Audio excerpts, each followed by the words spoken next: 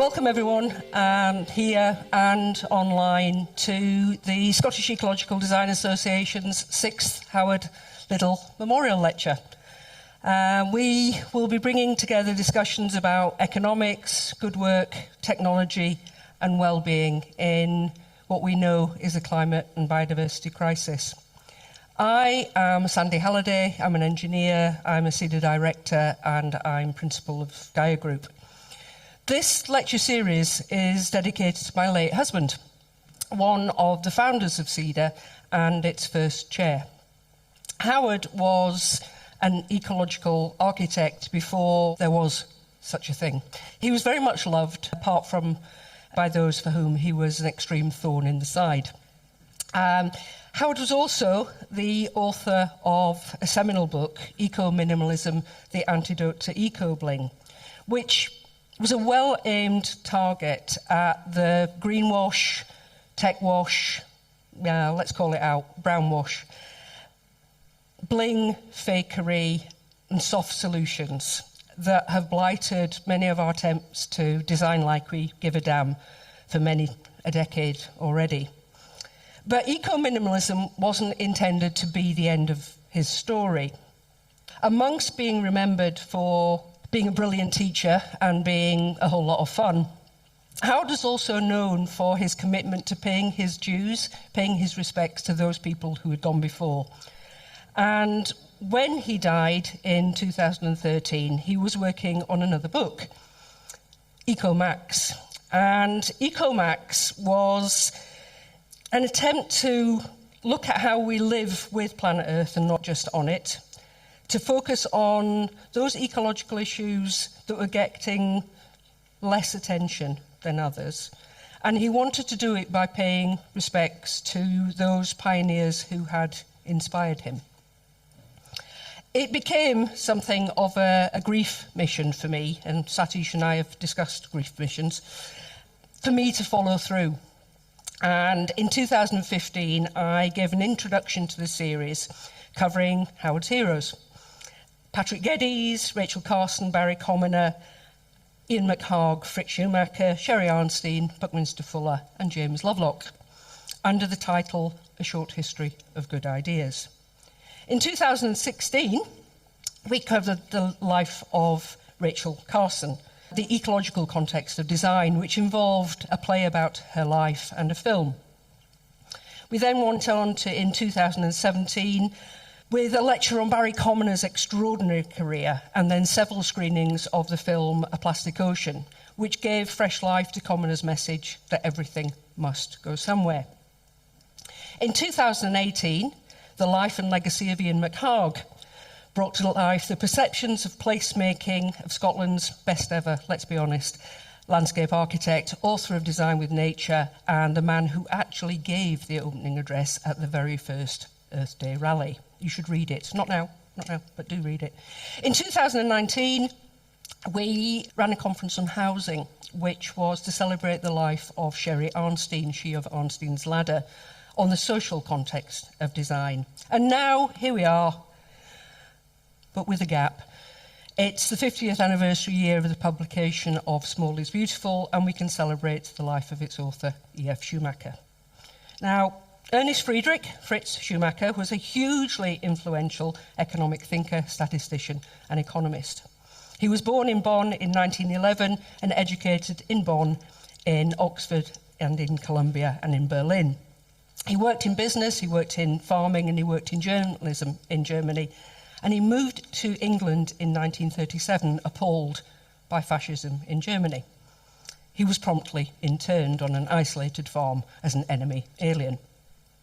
He continued to work, and an economic paper which he wrote attracted the attention of John Maynard Keynes. And that led to him becoming an economic and financial advisor to the UK during and after World War II. Quite something to celebrate, I think. He became Chief Economic Advisor to the UK National Coal Board, where he became lifelong friends with George McRobie, also, I say, a friend of mine. George was a conscientious objector, and their peacenik views entwined. He advised the governments of Burma, Germany, India and Zambia on development issues, and wrote a lot. In 1966, Schumacher and McRoby founded the Intermediate Technology Development Group, now Practical Action. Intermediate meant technologies that were more effective than traditional ones, but less complex and capital intensive than those that were increasingly being adopted in the West. ITDG insisted that anything it installed should be able to be installed and maintained with skills available locally. I think some of these thoughts will probably be drifting down. It's quite a legacy here. So he believed that the purpose of economic activity should be to meet human needs, not profit. He thought that human needs included meaningful work. He thought that new and more efficient technologies are not always better than old technologies, on their merits, like all things. Most needs can best be met by work that's locally organised. I think we call that bioregionalism now, wouldn't we? To meet the needs of local people and local communities. Schumacher also had an intense interest in religion and curiosity that led him through atheism, Buddhism, meditation, and eventually to Catholicism. He was astonishingly influential, and his life is very well documented. So now we can focus on his legacy. Schumacher College, Resurgence Ecologists, Green Books, the New Economics Foundation, the Schumacher Centre for New Economics, the Soil Association, the Centre for Alternative Technology, as well as Practical Action, are all inspired by Schumacher. And I have a backstory. And the backstory with Fritz was from me attending the first Resurgence conference in Bristol. After that, realising that I wanted to be a design for real needs engineer while I was travelling in Jordan. And then returning to the UK to volunteer at what was then Undercurrents magazine, and finding in that magazine the only possible course that I could do. It was engineering design and appropriate technology, and it was inspired by Schumacher and George McRoby. The advert included a picture of a loaf of bread that was sliced by energy content. I felt I'd come home. So I then studied my fluid and thermodynamics on wind and solar and hydrams. I was privileged also to study economic development in India, Russia and China, because that's what Schumacher would want us to do. Tools for self-sufficiency, and we had a design studio that was dedicated to designing for planet and people. That, my degree left me completely ill-equipped for a career, is something I also have to be very grateful to Schumacher for. The legacy embraces the now well-understood critique of GDP. Kate Rayworth, Jason Hickel, Catherine Treblink, Tim Jackson and the rest all pay tribute to Schumacher. We stand on the shoulders of this giant. And we now, of course, hear loads about sufficiency, degrowth, enoughness. Not enough, but it's there. Whilst the impossibility of infinite growth on a finite planet is like all those good ideas that I set out in 2015, a truism that's been ignored for 50 years, it is actually gaining strength. But the programme will begin with Satish Kumar talking about the legacy of Schumacher, Buddhist economics and economics of well-being in the context of small is beautiful. But today I was also determined to explore the slightly distant cousin, perhaps the long-distant cousin, the less well-explored legacy concerning the role of work and technology in meeting human needs. And donor economics, as it turns out, has proved to be the unifying factor in bringing these aspects together. So we have a short video of donor economics, and Paul Chatterton from Leeds will describe how this has been taken by the Donor Economics Action Lab there. We'll have a break, and then Simon Trace will talk about technology justice, also in the context of the donut. And after that, we have Nella from the Wellbeing Alliance, who will finish with some of her thoughts. So what I'm going to do is, first of all, we're going to begin with a few words about and by Fritz Schumacher. The material that you're going to hear is dated in some respects, but also contemporary and far ahead of its time, probably all in equal measure. Until he was about 45 years of age, Fritz Schumacher, like all good economists, was dedicated to growth. To stand still was to stagnate. To become smaller was to die. He was enormously successful, a prime mover in Europe's post-war economic miracle. Then he decided that the world was making a monstrous mistake. Big, he said, could indeed be bad. Small, he said, is beautiful. With these words, he became one of the few original thinkers of the 20th century. It was decided in some official circles that Schumacher had suddenly become a harmless old fool, of great appeal, no doubt, to people who liked to hook their own rugs. Then somebody remembered that Schumacher had predicted the world energy crisis 18 years before it happened, and now he gets letters inviting him to the White House. These very, very clever people are at trial. And I tend to be impatient with them, which doesn't help. I accuse many of my fellow economists as rearranging, with great acumen, rearranging the deck chairs on the Titanic. You see, I wish they would at least do something with their hands to get a real feel of things again. If they come and turn real life situations into mathematics, all the life is taken out of it. That I find a great trial. Too many of our academics have got stuck with a concept. The Buddhists say Buddhism is a finger pointing at the moon. For goodness sakes, study the moon, not the finger.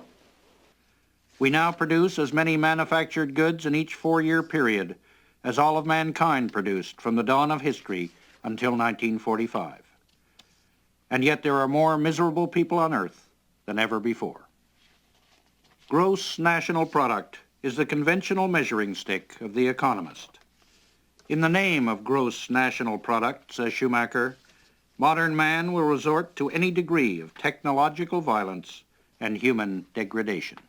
How is it that our ancestors created all this tremendous culture, these fantastic cathedrals, when GNP, gross national product, was a tiny fraction of what it is now? And now, the richer allegedly we get, we find it an intolerable strain even to keep these cathedrals in repair. How did they do it? They did it with minimal technology.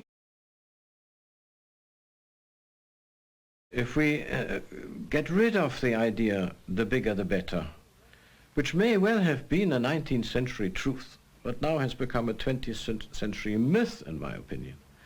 If we get off this idea and give the benefit of the doubt to work in the other direction, if we start systematically from the actual human requirements and longings and try to adapt our technology to these requirements and longings, instead of asking people all the time to adapt themselves to the machines, then I think everything is possible. Now, what do I mean? One of the deep longings of human nature is to work creatively, not just with the brain, but with brain and hands. To make something, to take pride in what he is making. This has been virtually wiped out by this high-power modern development. If the high power disappears or is no longer so plentiful, then perhaps this longing has a better chance, provided it is backed up with real intelligence, intelligent technology and so on. In other words, the beauty and desirability of creative work can be restored. I was told by an industrialist not so long ago, not in this country, overseas, who had a highly automated factory in a region where there was a lot of unemployment, that surely his job, in order to produce a high-quality product, was to eliminate the human factor. Because people make mistakes, people are unreliable, people can even go on strike, whereas machines, when they are properly set, they don't make mistakes, they're reliable, they don't go on strike. Well, that is one type of logic. The question is, what becomes of the human factor if it's been eliminated? It's still needed, but only for very menial tasks, not for any creative task. And the recipe for the future, I'm quite certain, is to try and bring the real human factor back into the productive process. Hitherto, it has been easy to eliminate it because it's been substituted for by very power-hungry machines. Now, if the power base becomes questionable, these machines become also questionable, if only for the resources argument, but also ecologically machines are mindless and they cause pollution. The human factor is gentle.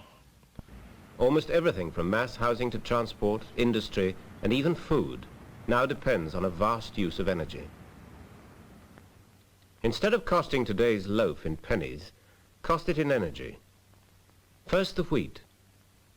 Of the total energy in one loaf, this much goes on tractors, combine harvesters, fertilizers, and pesticides. The power to mill it takes this much. Then just to package the resulting flour at the mill takes this proportion of the grand sum, and to transport it to the baker, this much. Making the flour into a loaf and baking it uses up this much energy. Then it has to be packaged ready for the supermarket, costing this amount. And finally, getting it from bakery to sales counter, this much. The total energy put into this loaf would run an electric fire for about 3 hours. The snag is that for each 1 unit of energy we now extract as food, our new labor-saving processes have burnt up 3 units of energy in growing, baking, packing, and transporting the bread. Eat an egg from a modern battery farm and you swallow 1/6 of the energy it took to produce it, to feed and keep the hen, and get the egg to your table. In energy terms, whether it's food, transport, or virtually any aspect of life today, we're probably the last of the big spenders. We can imagine only the things that we see every day in front of our eyes. That something quite different is possible, we find hard to imagine. Now, it may well be argued correctly that in the early 19th century, production units were too small to be effective. Okay, with the help of concentrated fuels, we made them bigger. I believe we've overshot the mark. His little office in London is dedicated to the proposition that any intelligent fool can make things bigger and more complex, but it takes a touch of genius and a lot of courage to move in the opposite direction.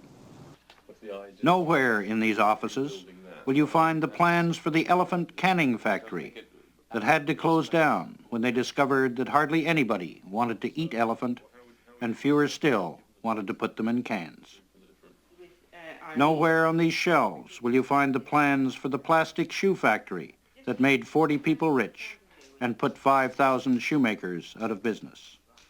These well-meaning schemes to elevate the third world sprang from the brightest brains of the great industrial nations.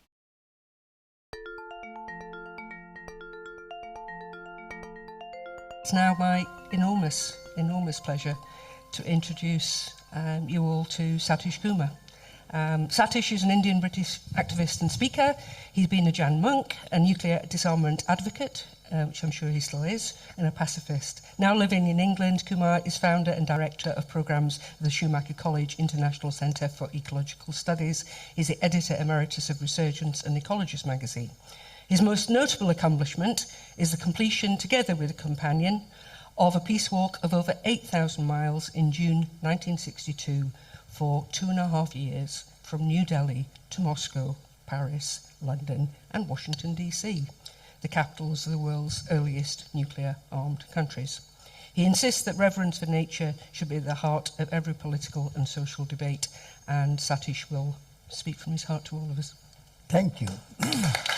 Thank you.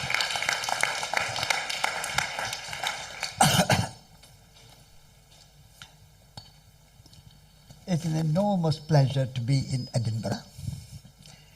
And thank you, Sandy, for inviting me to be here in this great celebration of the 50th anniversary of the publication of Small is Beautiful.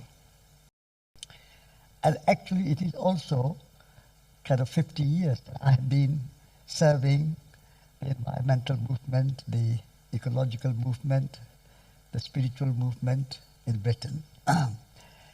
Before I start to talk about Schumacher limits to growth and degrowth and growth in well-being, I would like to tell you the story of my connection with Schumacher.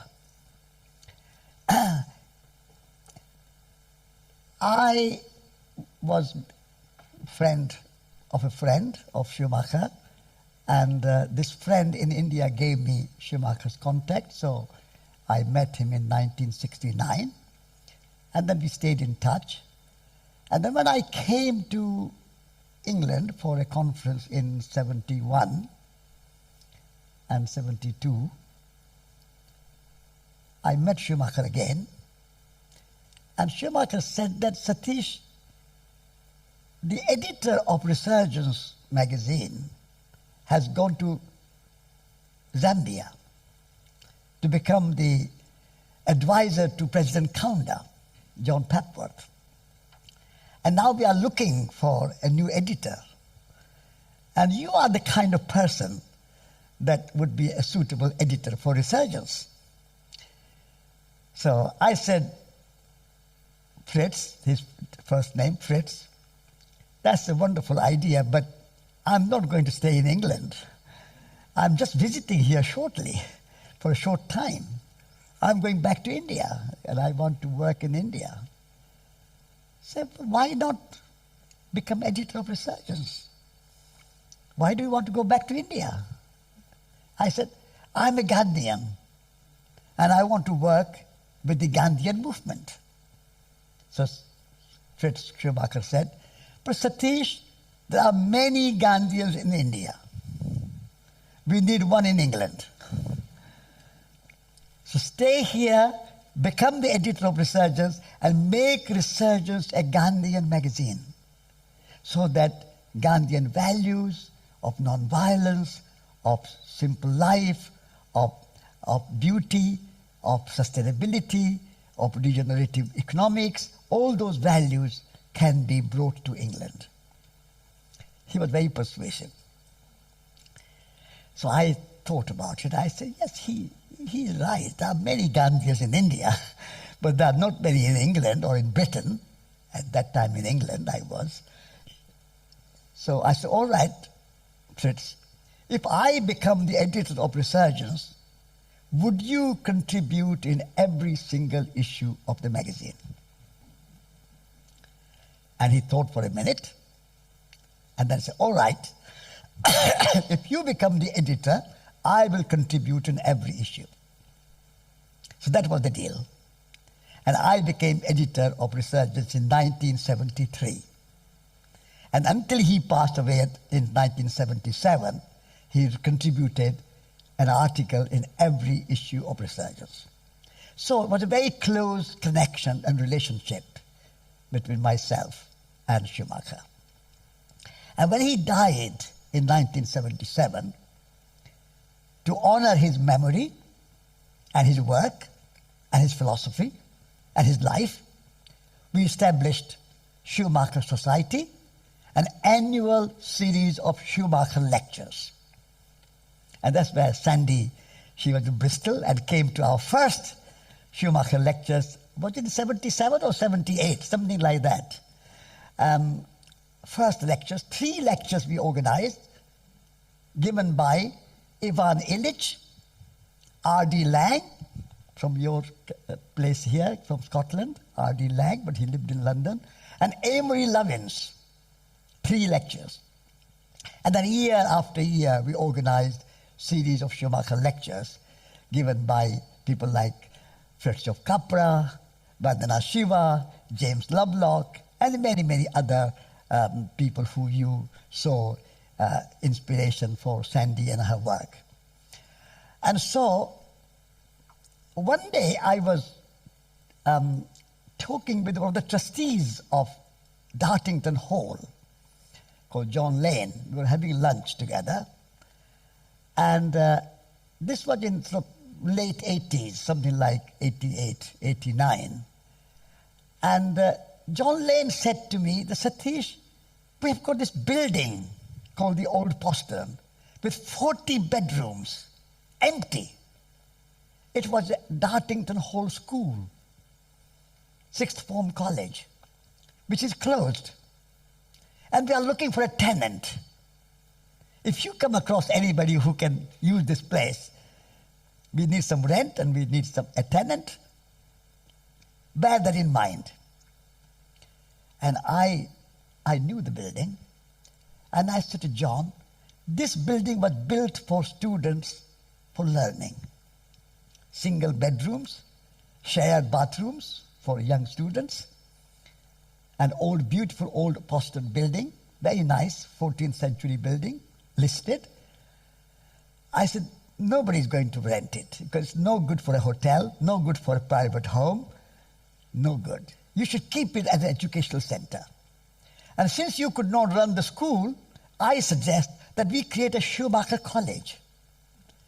Because all these people who come and give Schumacher lectures, like Ivan Illich and James Lovelock and Fritjof Capra and Vandana Shiva and Wendell Berry and all the Jose Lutzenberger, and the list was long because we had been giving from 77 to 87, 88, 10 years of lectures, and every year we were having 3 lectures. So there's about 30 gate teachers we had on our mailing list or in our address book. And I want these teachers to come and teach not just one lecture, but proper teaching for a few weeks. And he liked this idea. He said, that's a good use of this building. But how to persuade my fellow trustees?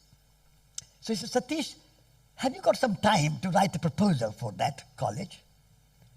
I said, but I'm editor of Resurgence, so I have not much time, but I would like you to consider it. He said, oh, I said, I'll pay you £1,000. Go and write a good proposal, which I can put into trustees. Wow. I said, you are going to pay me for writing a proposal to create my own college? He said, yes. Right, I like your idea. Because he had been to Schumacher lectures. So he had heard the lectures. He knew, and he knew me. I've been editor of Resurgence. And so he trusted my idea. And so I wrote a paper. And eventually, after some time, most of the trustees agreed, but one trustee was very skeptical. He said, who is going to come and learn about ecology and economics and Schumacherian, small is beautiful and intermediate technology when the world is moving on for great technology and kind of artificial intelligence and all those kind of things? Who is going to learn this? But I went to his house in London, the trustee's house. I studied the stairs. He was staying downstairs, I was staying upstairs. In the stairs, we talked about it overnight, after dinner. And I said, this time is going in one direction, but also in other direction. Ecology is the moment that's coming. And Dartington should not be left behind. You should be leading. And you are not going to lead in artificial intelligence, and you are not going to lead into a kind of robots and all that. You have to lead into the right direction. Dartington was established by Rabindranath Tagore, Indian philosopher, and Leonard Elmhurst. It's an educational center, it's a cultural center, it's an art center, it's a music center, not a technology center. So Michael Young, it was, he said, Satish, I like your enthusiasm, I like your passion. We give you 5 years.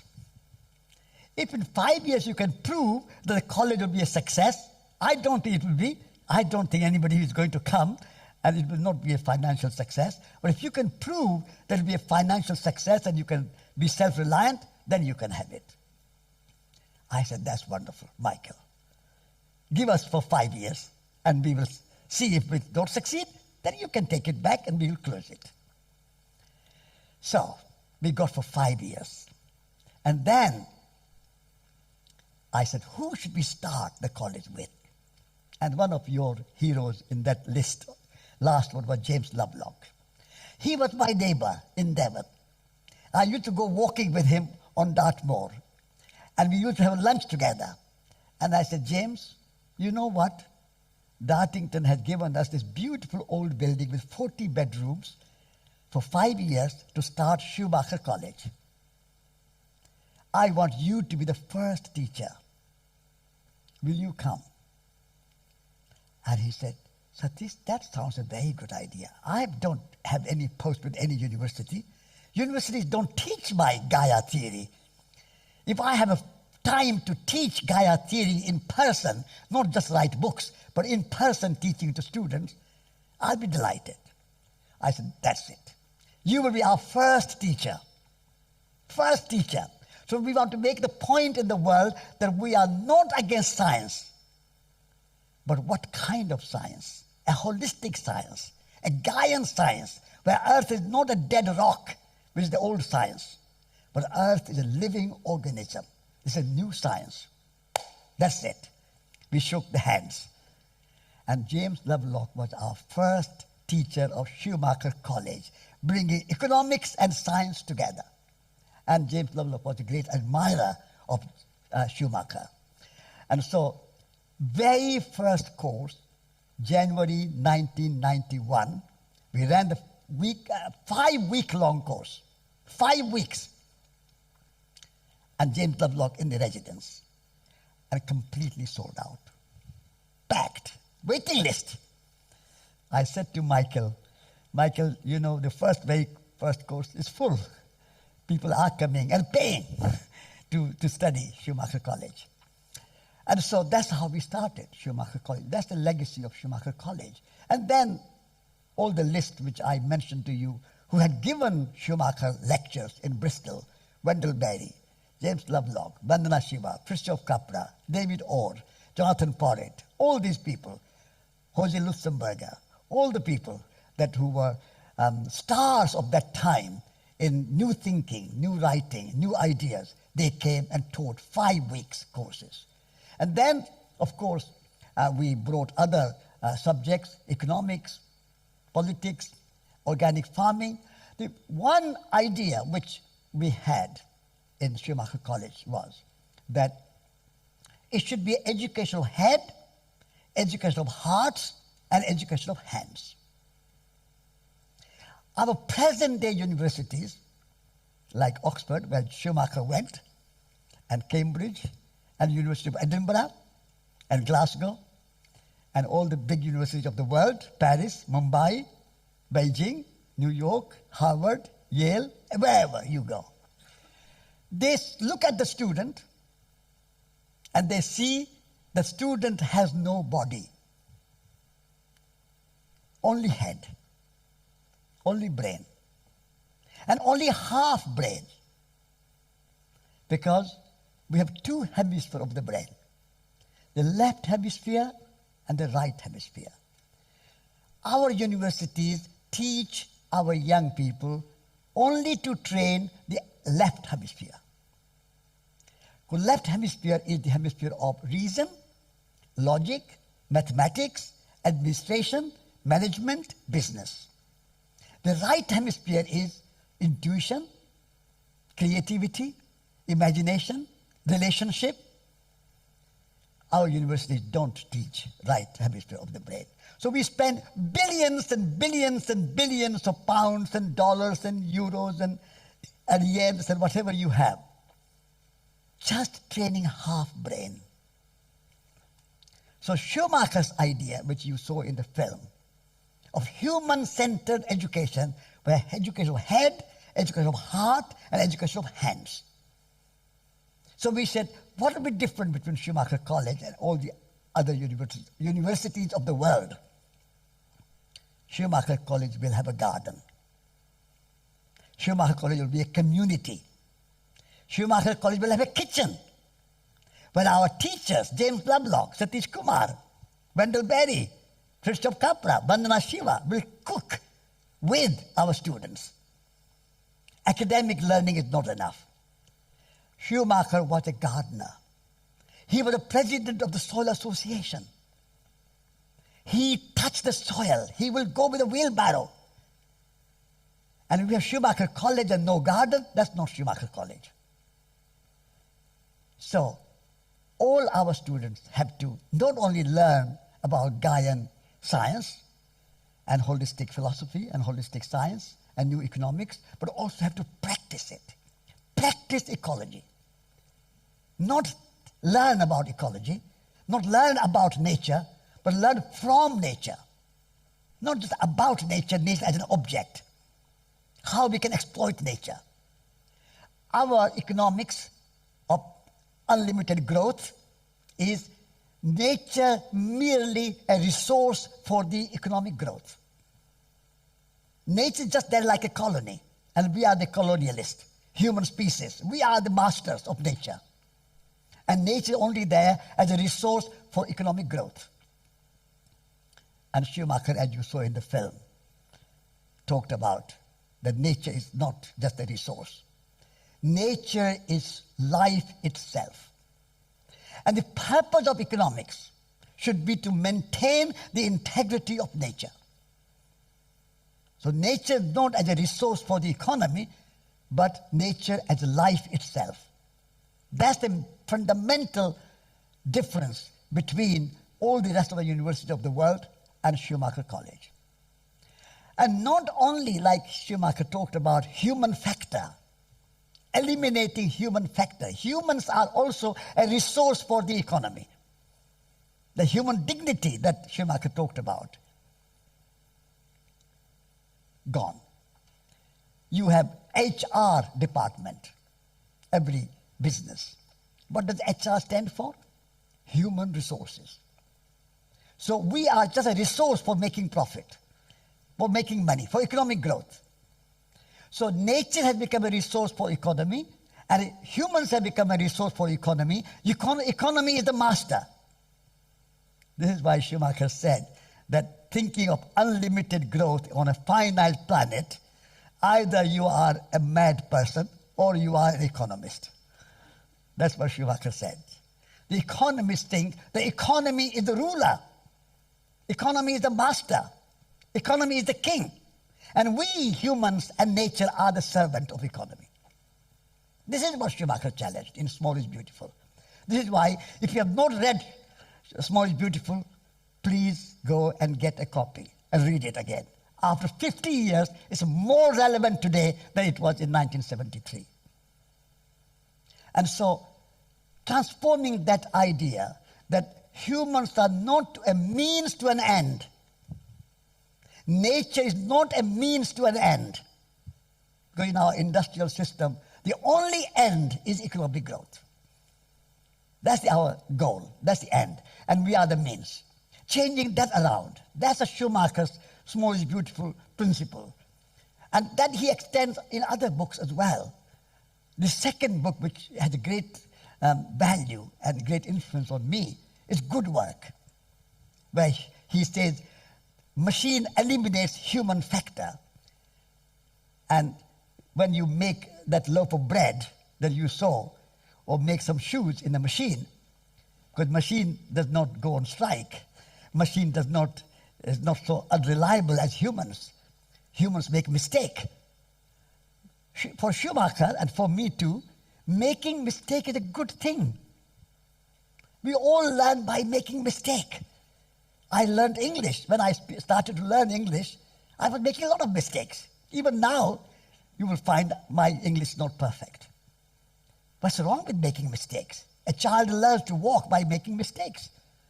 This idea that machine will not make a mistake, humans make mistakes, so eliminate humans. Good work. Work is necessary for our bodies are made to work, our hands are made to work, to transform ordinary clay into beautiful pots, ordinary piece of wood into a beautiful sculpture or beautiful chair, ordinary piece of wood to make this beautiful house, this big church. But we are eliminating human hands, human factor, and we just say machine will do everything. Humans are not necessary. We are just consumers. Schumacher, in his book, Good Work, remember that title, and if you can get a copy, Good Work, he says that human creativity, human imagination, we are bakers, we are artists, we are craftsmen, we are artisans, we are makers, not just consumers. We make the house, we make the food, we make the garden, we make even love, we make it. We are the makers, we are the poets. Inspired by Schumacher, I wrote a book called Elegant Simplicity. I mean, I was talking to my friend here, sitting in the front row, and I said that idea of degrowth is interesting. Limits to growth is also interesting, but both those words are negative. So I want to find something which will be inspiring. Not, don't do it, don't do that, don't do that. What can we do instead? So I wrote Elegant Simplicity, inspired by good work and Small is Beautiful. And actually also third book is even more profound by Schumacher. It's called Guide for the Perplexed. Many people don't know about that book. That's a kind of less sold book. Small is Beautiful is the bestseller because President Carter invited him to talk about it, and members of parliament were reading about it. Jerry Brown invited him, and he became very successful with Small is Beautiful. But I think his book, Guide for the Perplexed, is also very important. And so, elegant simplicity, we can live a beautiful life, joyful life, where music, art, culture, poetry, craftsmanship, relationship, friendship, gardening, all these wonderful things we can do. We don't have to not do, don't do, don't do, don't do. We can make things, not so much doing, but making things is more important for Schumacher. And so, taking that idea of Small is Beautiful, good work, Guide for the Perplexed, three great books together, I sort of took inspiration and I said, elegant but beautiful, simple life, where there are more things to do in life than work from 9 to 5, just being in a machine, being in a business, being a laborer, being something kind of mass-produced things. But we can be creators, we can be makers.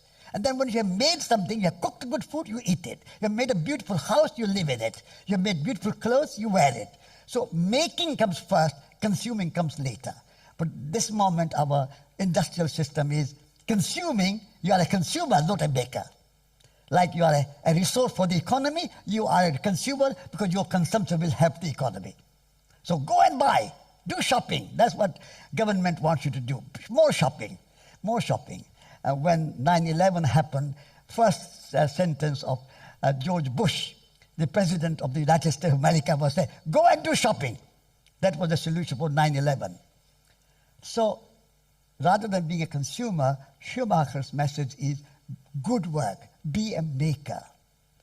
And now artificial intelligence, and our friend will speak about technology more, but you don't have to make anything, but you also don't have to think anything.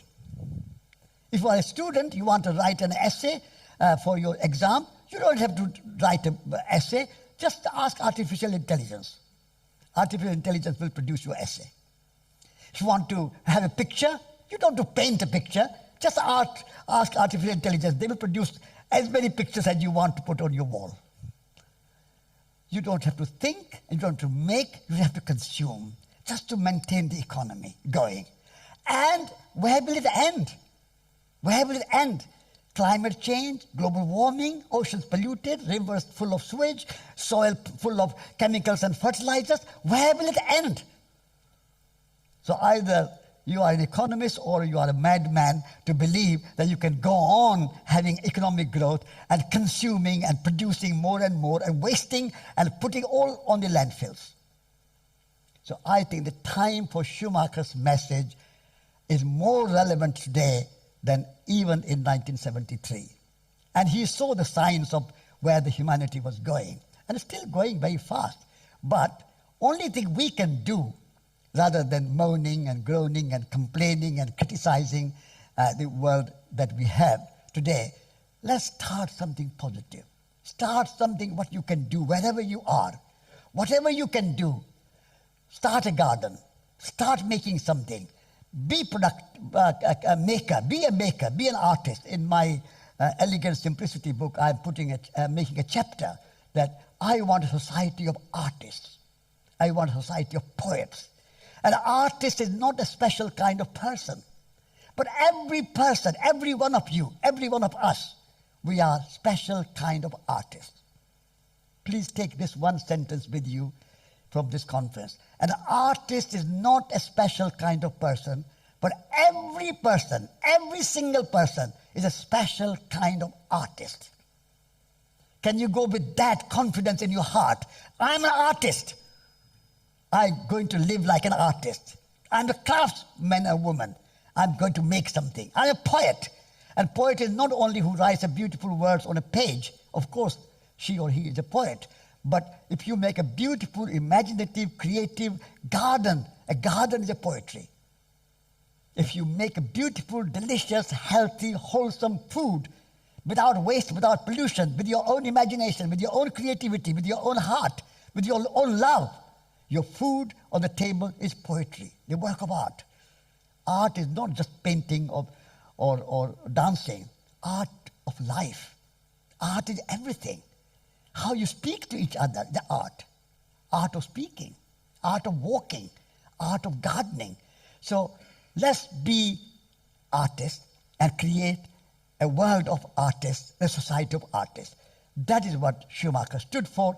And I'm delighted that after 50 years, we are still remembering Schumacher and paying this tribute. And I want to thank Sandy and all her team for organizing this great event to pay our heartfelt and humble tribute to E.F. Schumacher, who has left a great legacy for us. And we can build on that legacy and create a new world for the future generations. Thank you very much. Thank you. Thank you. Thank you. I said at the beginning that I wanted to bring together the legacy that was both the kind of economic critique, but also this technology and this working with our hands and being makers and being together. And the unifying factor that I found within all that is donut economics. And it's only a part of what's been handed down. But on this instance, it seemed to be a good way of bringing us all together. So what we've done is produced a little condensed video, which is Kate Rayworth describing what she means by donut economics and where economics might, we might think about economics as we are in the 21st century.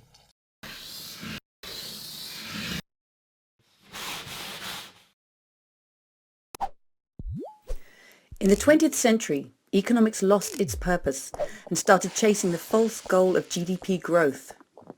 In recent decades, that has pushed many societies into deepening inequality, and it's pushing us all towards ecological collapse.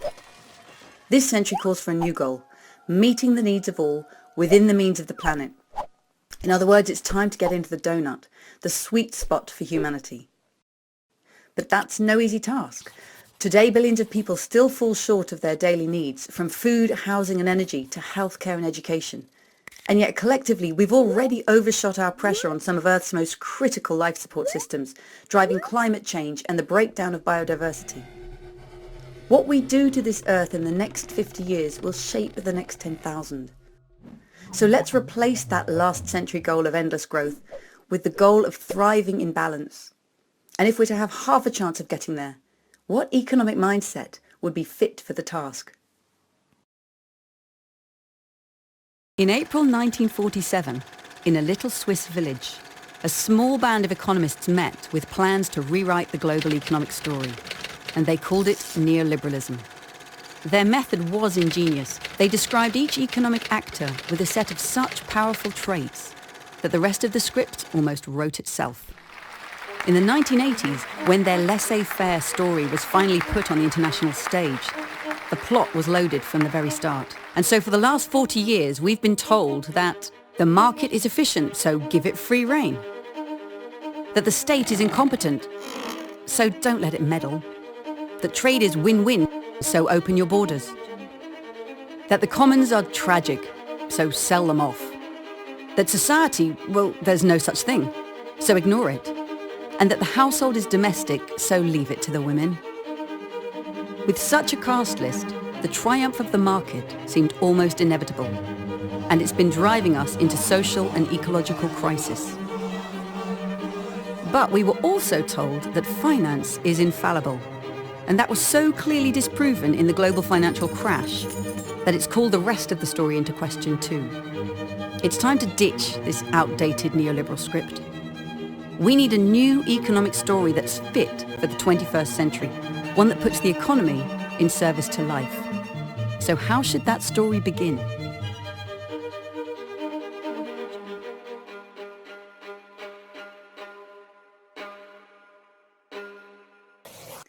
Who does economics tell us we are? To make humanity fit into their theories, last century's economists invented rational economic man. He stands alone, with money in his hand, a calculator in his head, ego in his heart, and nature at his feet. He hates work, loves luxury, has insatiable wants, and knows the price of everything. But the trouble is this. On being told that he is like us, we actually become more like him. Researchers have discovered that the more that economic students study this Homo economicus, the more self-interested they become. Rational economic man is damaging our societies and the living world. We can no longer afford to gaze at his image, which is why it's time for a new portrait of humanity at the heart of economics. One which recognizes that our brains are wired for empathy, cooperation, and mutual aid. That instead of being fixed, our wants change as and when our values do.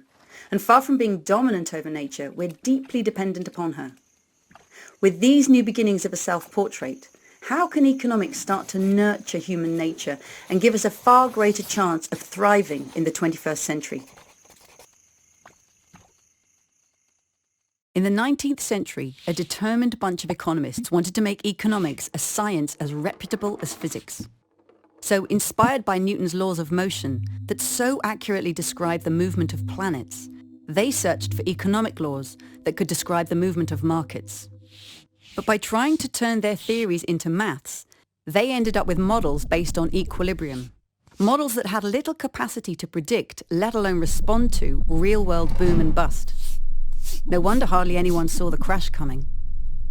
It's time to ditch the physics envy and embrace economic complexity with its spiraling feedbacks, emergent trends, and surprise tipping points.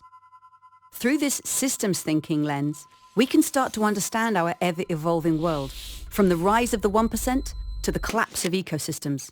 And that's why 21st century economists won't think of themselves as engineers controlling the levers of the economy, but as gardeners, tending to and shaping the economy as it evolves. So let's take off the hard hat and put on some gardening gloves. It's time to get savvy with systems. And the question is this: how should that economic garden be designed? No pain, no gain. It's an economic myth that has been repeated in countries around the world. That if people put up with increasing inequality, it will be better for us all in the end, because the benefits of growth will eventually trickle down. Except they don't. In many of the world's richest countries, the gap between rich and poor is at its highest in 30 years. And it's widening in China, India, and South Africa too. Far from being a necessary phase in every nation's progress, rising inequality is a policy choice, and a bad one at that. It's actually a failure of economic design, and it harms us all. So don't wait for economic growth to even things up, because it may never happen. Economies that are divisive by default must become distributive by design. That means going beyond redistributing income to redistributing wealth too, especially the wealth that comes from controlling land, controlling money creation, controlling business, technology, and ideas. This century, we have the chance to embed distributive design at the heart of our economies, if we choose to make it happen. For 200 years, industrial activity has been based on degenerative design. We take Earth's materials, make them into stuff we want, use it for a while, and then toss it away. Take, make, use, lose. It's a one-way system that runs counter to the living world, and it's devouring the sources of its own sustenance. Economic theory has told us not to worry, that more growth is needed so that nations can afford to clean things up. But at the global scale, that's simply not true. And the effects are destroying Earth's life support systems on which we all fundamentally depend. We can't wait for growth to clean things up because it won't. We need to turn today's economies, which are degenerative by default, into ones that are regenerative by design, ones that run on renewable energy, that turn waste from one process into food for the next, so that things are never used up, but are used again and again. And in all this, the 21st century economist's role is a crucial one: to harness the potential of business and finance, of the commons and the state, and of human nature, to unleash this regenerative future. In the 20th century, GDP growth turned into the overriding target of economic policy. So much so that governments, businesses and financial markets came to expect, demand and depend upon it never ending, even in the world's richest countries. Politicians promising a better future offer green growth, inclusive growth, smart, resilient or balanced growth. Pick any future you want, so long as you pick growth. And so, we have economies that need to grow, whether or not they make us thrive. While what we need are economies that make us thrive whether or not they grow. Economies that are designed to be far more distributive of value created, and regenerative, working with, not against, the cycles of the living world.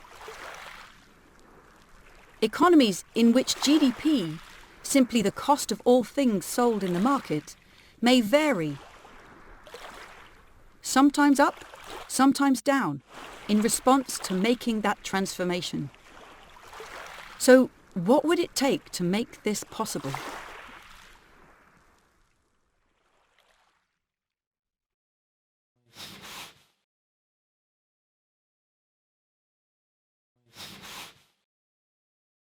I find a really powerful link there between what Satish is saying about us being poets and artists and about us being regenerative designers within that process. I am now going to invite Paul Chatterton to take up the lead from Kate. Paul is a professor, is an academic, quite a powerful campaigner actually, I hear, with expertise including sustainable urban development, climate emergency, co-production, action research, housing and regeneration. I met him when I invited him to give a talk on a housing conference that was running in Scotland, and frankly he nailed it. He just nailed it. He's currently Professor of Urban Futures in the School of Geography, a position that I completely envy, and co-author of Do It Yourself, author of Low Impact Living and Unlocking Sustainable Cities, and he lives at Lilac in Leeds, which is quite a project, and it's over to you. Thanks, Sandy. It's always a pleasure to engage with your wonderful path of creativity which you create for the world, and to be part of that. And Satish, it's such a pleasure to even be in the same room as you. Never mind to speak after you. So thank you for the privilege of that. I've taught at Leeds, I've taught in the university sector for 25 years. I must try and do something else, to be honest. But I've become a little bit institutionalised. But I first studied geography at Newcastle in 1991, and all the people you mentioned were my reading list. Yeah, including yourself. So it's been, we read Gaia and we read Rachel Carson in geography, and this was the thing that motivated me and got me started in my intellectual career in the early 90s. And now I'm 50 this year, and thinking, what can I do in the last 10, 20 years of a professional career with the young children I have and with the community I'm involved in. My latest book coming out this year is called How to Change the City, a guide for emergency action, because we face those triple emergencies, right? Climate breakdown, nature breakdown, and social breakdown. Those three interconnected emergencies of our time that we mustn't forget how interconnected they are. So there's lots that I can talk about today, but one thread is donut economics. So what we've been doing in Leeds, we were fortunate enough a few years ago to get a very large grant from the National Lottery to start a group called Climate Action Leeds, which is a response to those emergencies I've mentioned. How do we mount an emergency response in our cities that can build participatory movements for truly sustainable change? So we started Climate Action Leeds. We've been going 2.5 years. One of the things we wanted to do through Climate Action Leeds was to use the donut economics framework to reorientate the city, to think about what is a city future after growth, yeah? And the growth problematic today is a really interesting one for us because it throws up all sorts of big issues that Schumacher really wanted us to understand, especially around control, ownership and technology, because we miss those key attributes at our peril, yeah? Because we could certainly have a degrowth society, one which is deeply oppressive and built on domination and control, yeah? So we must look at the deeper roots of how we organise our society and our economy, right, as part of this, and that's one of the big things I want to look at today, certainly. But what I've got today is we did this donut economics portrait of Leeds. So we were obviously inspired by Kate Rowler's work on donut economics. And through the Donut Economics Action Lab, communities of practitioners around the world, including Edinburgh, I believe, right, have got together and said, what's a new route for our locality, right? So we did this in Leeds and we said, look, it needs to start by mapping out what that safe operating space is for humanity within our city. So remember that donut space, which we'll look at, is that safe operating space for humanity. It's the space where we can thrive and be safe. And it has limits both inside and outside. And that's the key bit of the donut. I think that's why the donut metaphor has taken off, because it has those dual limits, which is encapsulated in very simply is how do we live well within limits, right? How do we live well within limits? And Satish, you're right. This is about not constraint, it's about abundance. How do we find a world of plenitude and abundance rather than artificially imposed scarcity, right? So this is the journey I think our cities are on, and we are on as narrators, storytellers, right, of this new future, which is based on abundance and not of scarcity, right? Climate Action Leeds, there's a few web links in there, you can look at them in your own time, and certainly Sandy can send them round to you on afterwards. The Leeds Donut Project is part of this Climate Action Leeds project. So this 5-year funded programme of work. We have this kind of vision for Leeds 2030, right?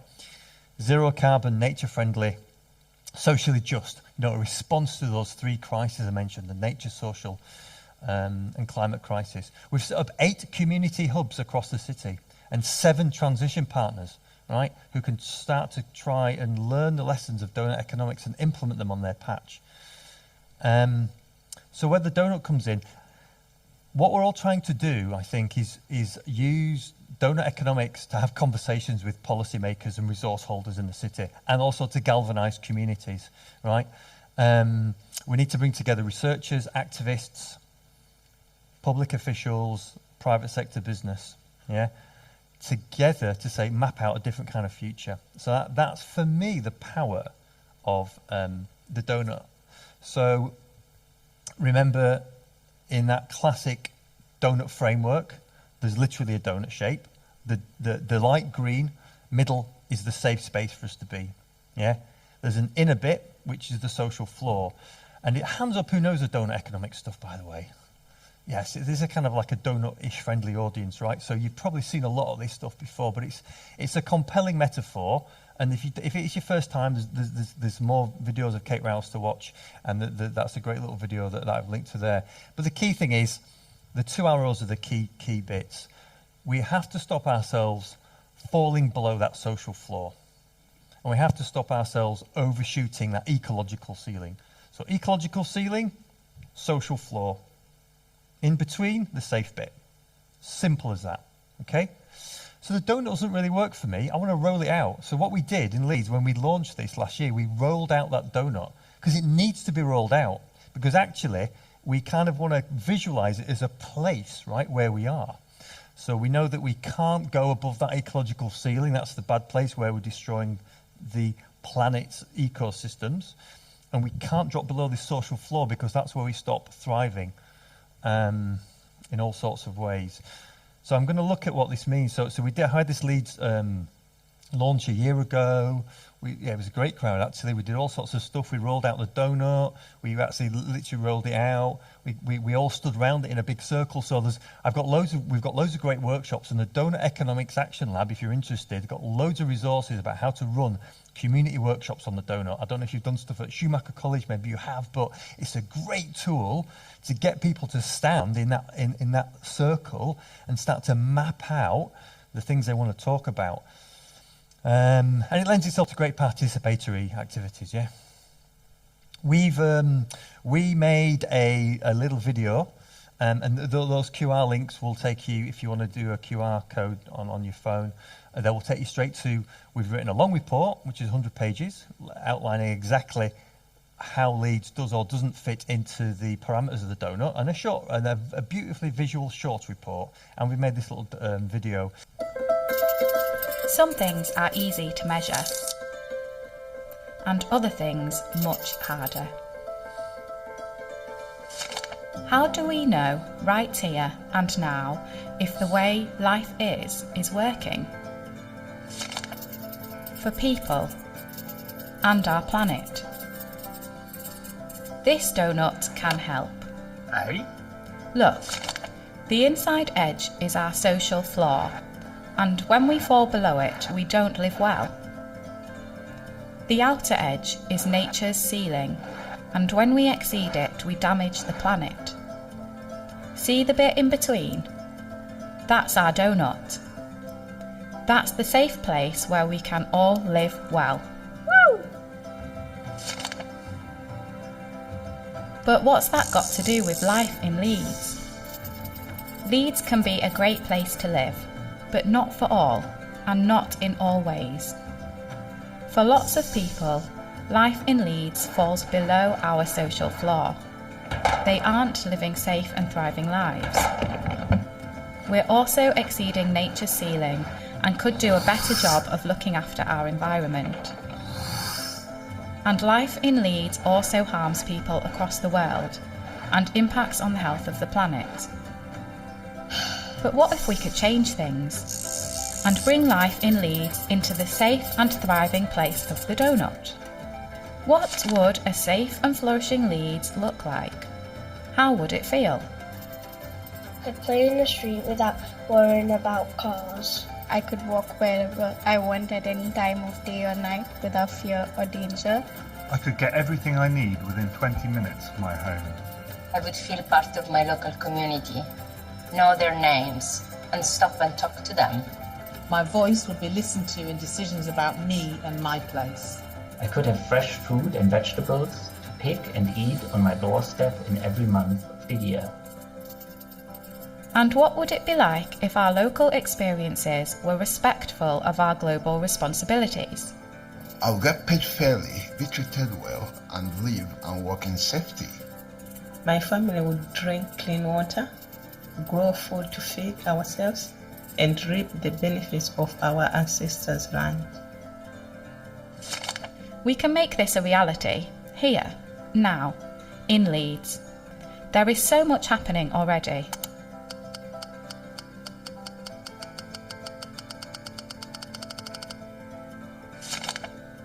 So let's all work together to create a safe and thriving city. We'd love to hear what you're doing already. And let's do more together. To get involved in the Leeds Donut and for more information, visit climateactionleeds.org.uk/Leeds Donut. Super. So, yeah, it just really encapsulated it for us. And so what I'm going to do now is a little tour of our findings, because our mission is to get Leeds into that safe space of the donut, right? But what does that mean in practice when you're talking to policymakers or business leaders or civic leaders, yeah? So a quick tour of our findings. We're calling it our decade of transformation, yeah? So like, what can we do in the next 10 years into the 2030s to make Leeds or other cities, wherever your place is, a more donut-inspired place. So we started with this baseline, right? So what I'm going to explain now is how we did this kind of donut portrait. So you can look at indicators across 4 different lenses. I'm going to show you that now. And so you choose an indicator for each of these dimensions of the donut. Some of them draw on the Sustainable Development Goals. Some of them draw on this amazing study by Johan Rockstrom and this planetary boundary study, and some of them draw on a United Nations Ecosystem Services Millennium Assessment, right? But so what you do is, with the donut, it's got 4 lenses, yeah? 4 lenses of analysis, and it's like a grid, right? So there are 2 local ones, and there are 2 global ones. The two local ones are on the left. There's local nature and then local people, right? And there are two global ones on the right. Global nature and global people, if you want, very crudely. And they've each got a key question, right? Are we looking after local nature? That's called the local ecological lens, the lens of analysis. Are local people thriving? That's the local social lens, right? So those are the two local lenses. Then there's the two global ones. Are we damaging the planet? That's the global ecological lens. And then are we respecting the well-being of people worldwide? That's the global social lens. Now we came up with, and you know, Donut Economics Action Lab have done a bit of work on this. We came up with 38 indicators, right, across those four lenses to assess how well Leeds is doing. And we found some data sets to do that. It's fairly complex. We downscaled some because there were big national data sets. We made some guesswork about others, but we came up with a portrait, a place portrait. So let's have a look at them. These are all in the short report you can have a look at. So what we did first, we took that donut and we unrolled it. So rather than having it like that as a donut, we unrolled it. So you imagine you're walking through that safe space. Yeah? So we can't push over that ecological ceiling. We can't fall down that social floor. That's the key thing to remember. You're walking along a corridor. There's a ceiling and a floor. Yep. How do those indicators then that we've chosen relate to that floor and that ceiling? So that's what we did. Let's have a look at that first lens. So there's the local ecological as we walk along, the local social, the global ecological, and the global social. Yeah, 4 lenses. Let's have a quick look at them. I'm only going to pull out a few highlights because of time, but in the long and short report, we detail them in quite a bit. So, I mean, the first thing you've got to do as a place, be it Edinburgh, Leeds, or wherever, you've got to say, well, where have we come from? What kind of place are we? What's our history? What's our culture? What's our politics?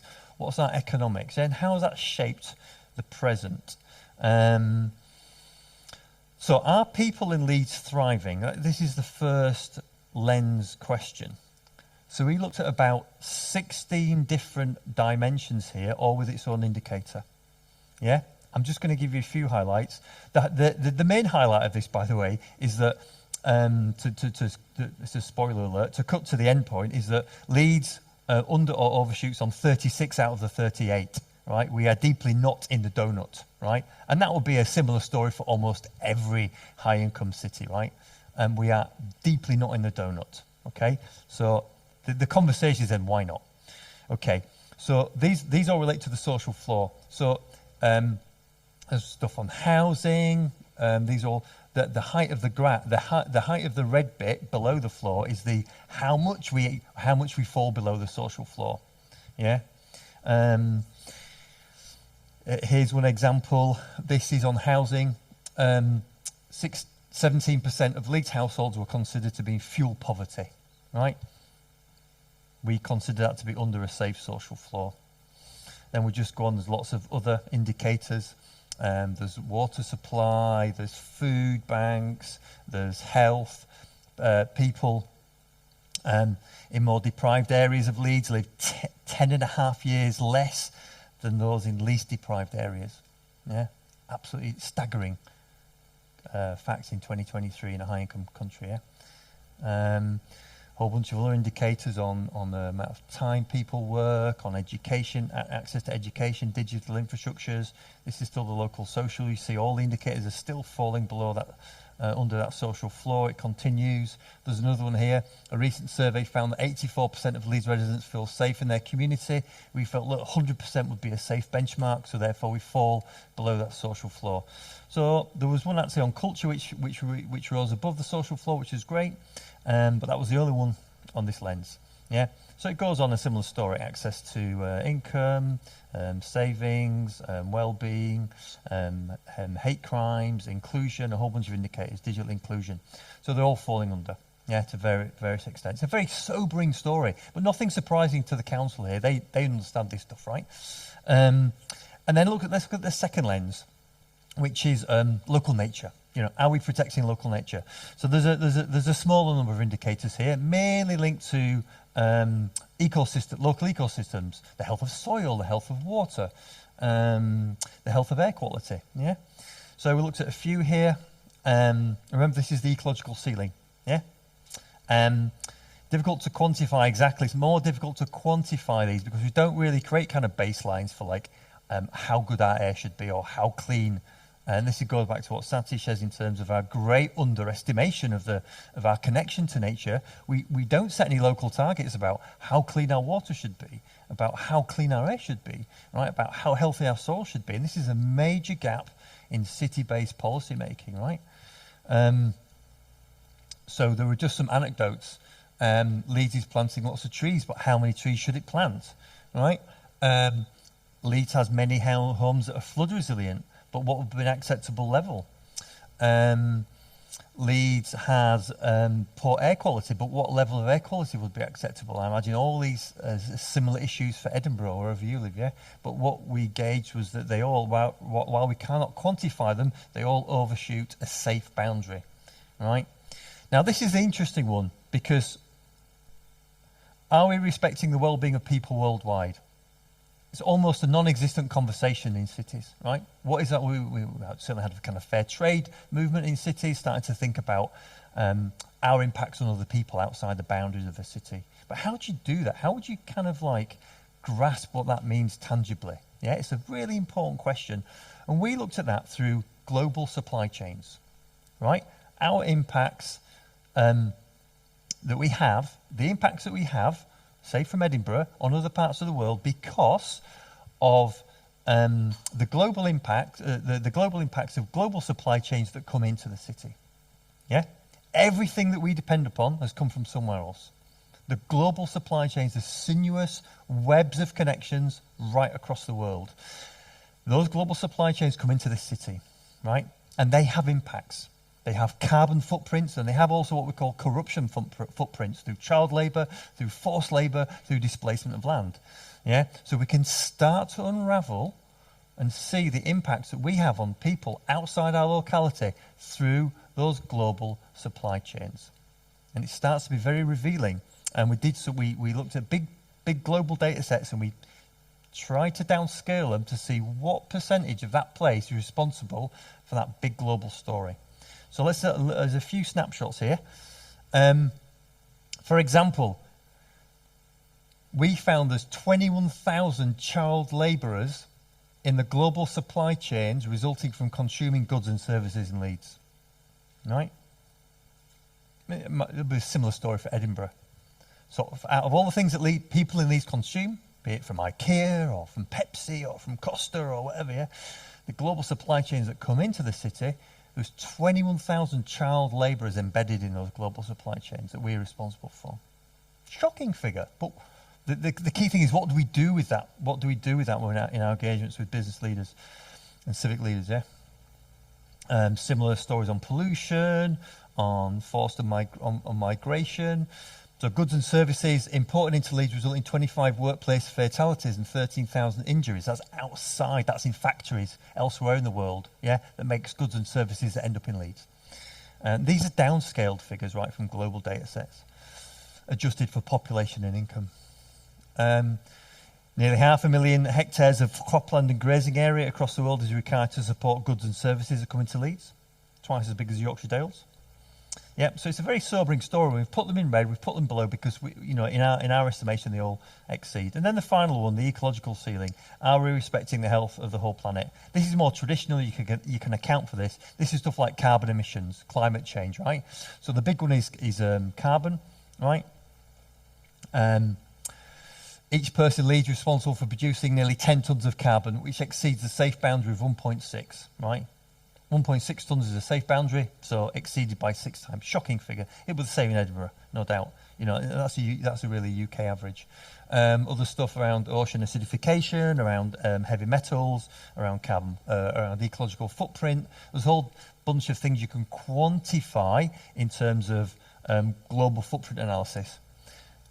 Yeah, and it goes on like that, so you can see exceeding that ecological ceiling, exceeding average person linked to the use of over 13 tonnes of metals, right, which is almost twice the safe average. The only one that was within a safe threshold was water use.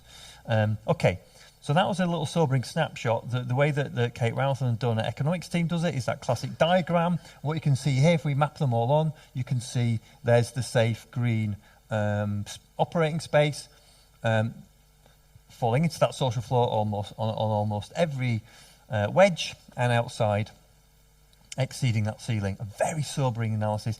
To be honest, not that shocking. The key question is, what do we do with that? What kind of conversations do we now have with city, civic, business leaders about this parlous state of affairs? Yeah, so what, we ask them, what does your city portrait look like? We do some truth grounding. So next stages are starting to dig deep into what happens in that place to make it like that. Yeah. So the donut is a tool. This is my last slide. The donut's a tool for change, right? For me, the big piece is it's a tool for starting a conversation about the role of growth in our economies. But it's also a tool for talking about the role of neo-colonial and colonial histories in our economies, right? What is the type of economy we have? How is it created? What are its connections? What kind of patterns of ownership and control does it create, both nationally and abroad, right? Who does it harm, both people and planet? So it's an entry point for a whole bunch of ideas and alternatives, which we've seen over the years from all the people we've been talking about up to now. Yeah, community wealth building, relocalizing economics. This building a case for the local economy, right? Which is part of this Schumacher enterprise. Yeah, car-free cities, circular economies, nature-based design. All these new narratives which we need to build city policy around. Yeah. And creating a cross-sector coalition that can build this. I think that's the key thing. What we're representing in this room and Sandy's work over the years has been about building that cross-sector coalition. Okay, look, I'm going to leave it there because we need to move on. And that has been our intervention in Leeds. We've got a whole legacy of resources, the video, the short and long reports. Do read them. Look at our work. I've got my new book coming out this year where a lot of it's based on as well, How to Save the City. So, and the Deal community is out there. There's a fantastic community to bring us all together in places to try and, the key thing now is how do we turn this into a place-based strategy for change? Yeah? Okay, thanks.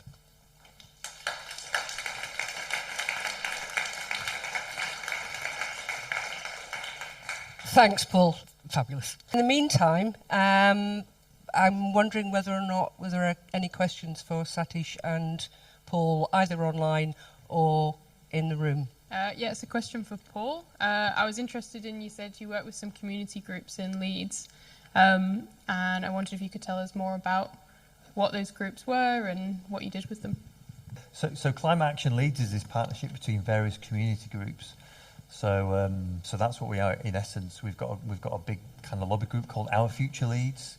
You can check out our website. We're a fairly kind of spiky agitational group lobbying for change, and then we've got Car-Free Leeds. We've got Leeds Community Homes. We've got Lilac Grove where I live. So in different sectors, we've got community wealth building work.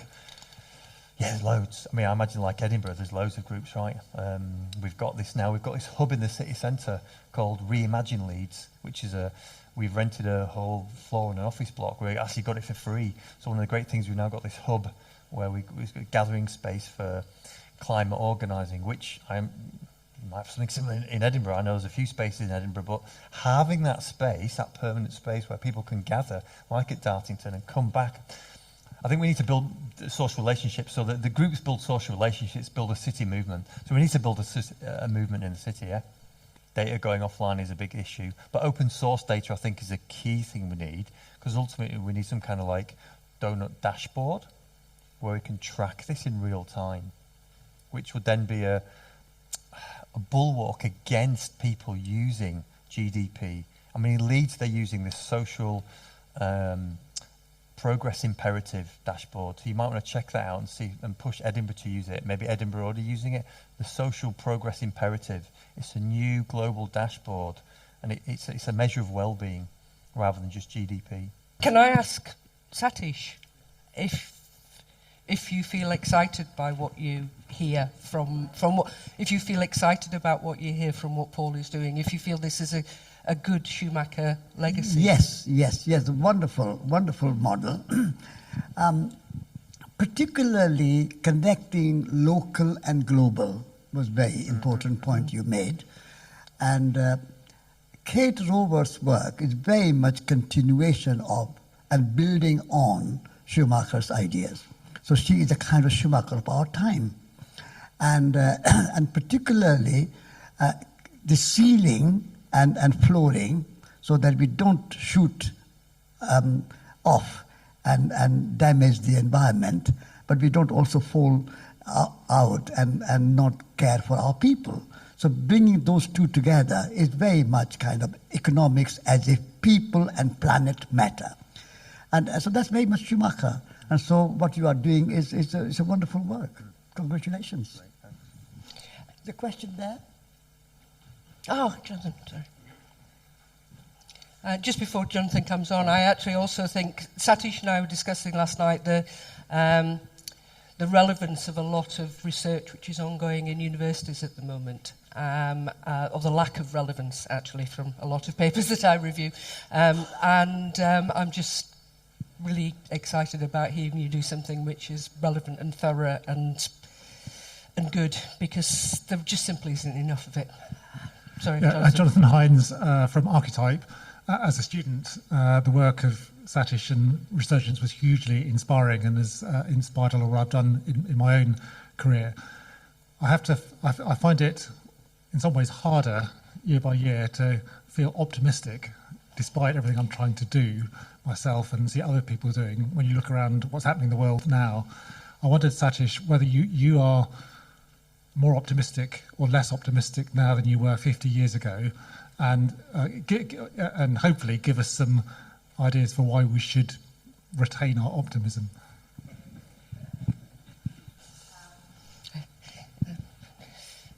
I would say I am an ever optimist. Because I'm an activist. And to be an activist, you have to be an optimist. If you are a pessimist, you might become a journalist, but not an activist. So my optimism is with active hope. It's not that something will turn out, something will work out, I don't do anything. Just that kind of passive hope is not my way. I believe in active hope.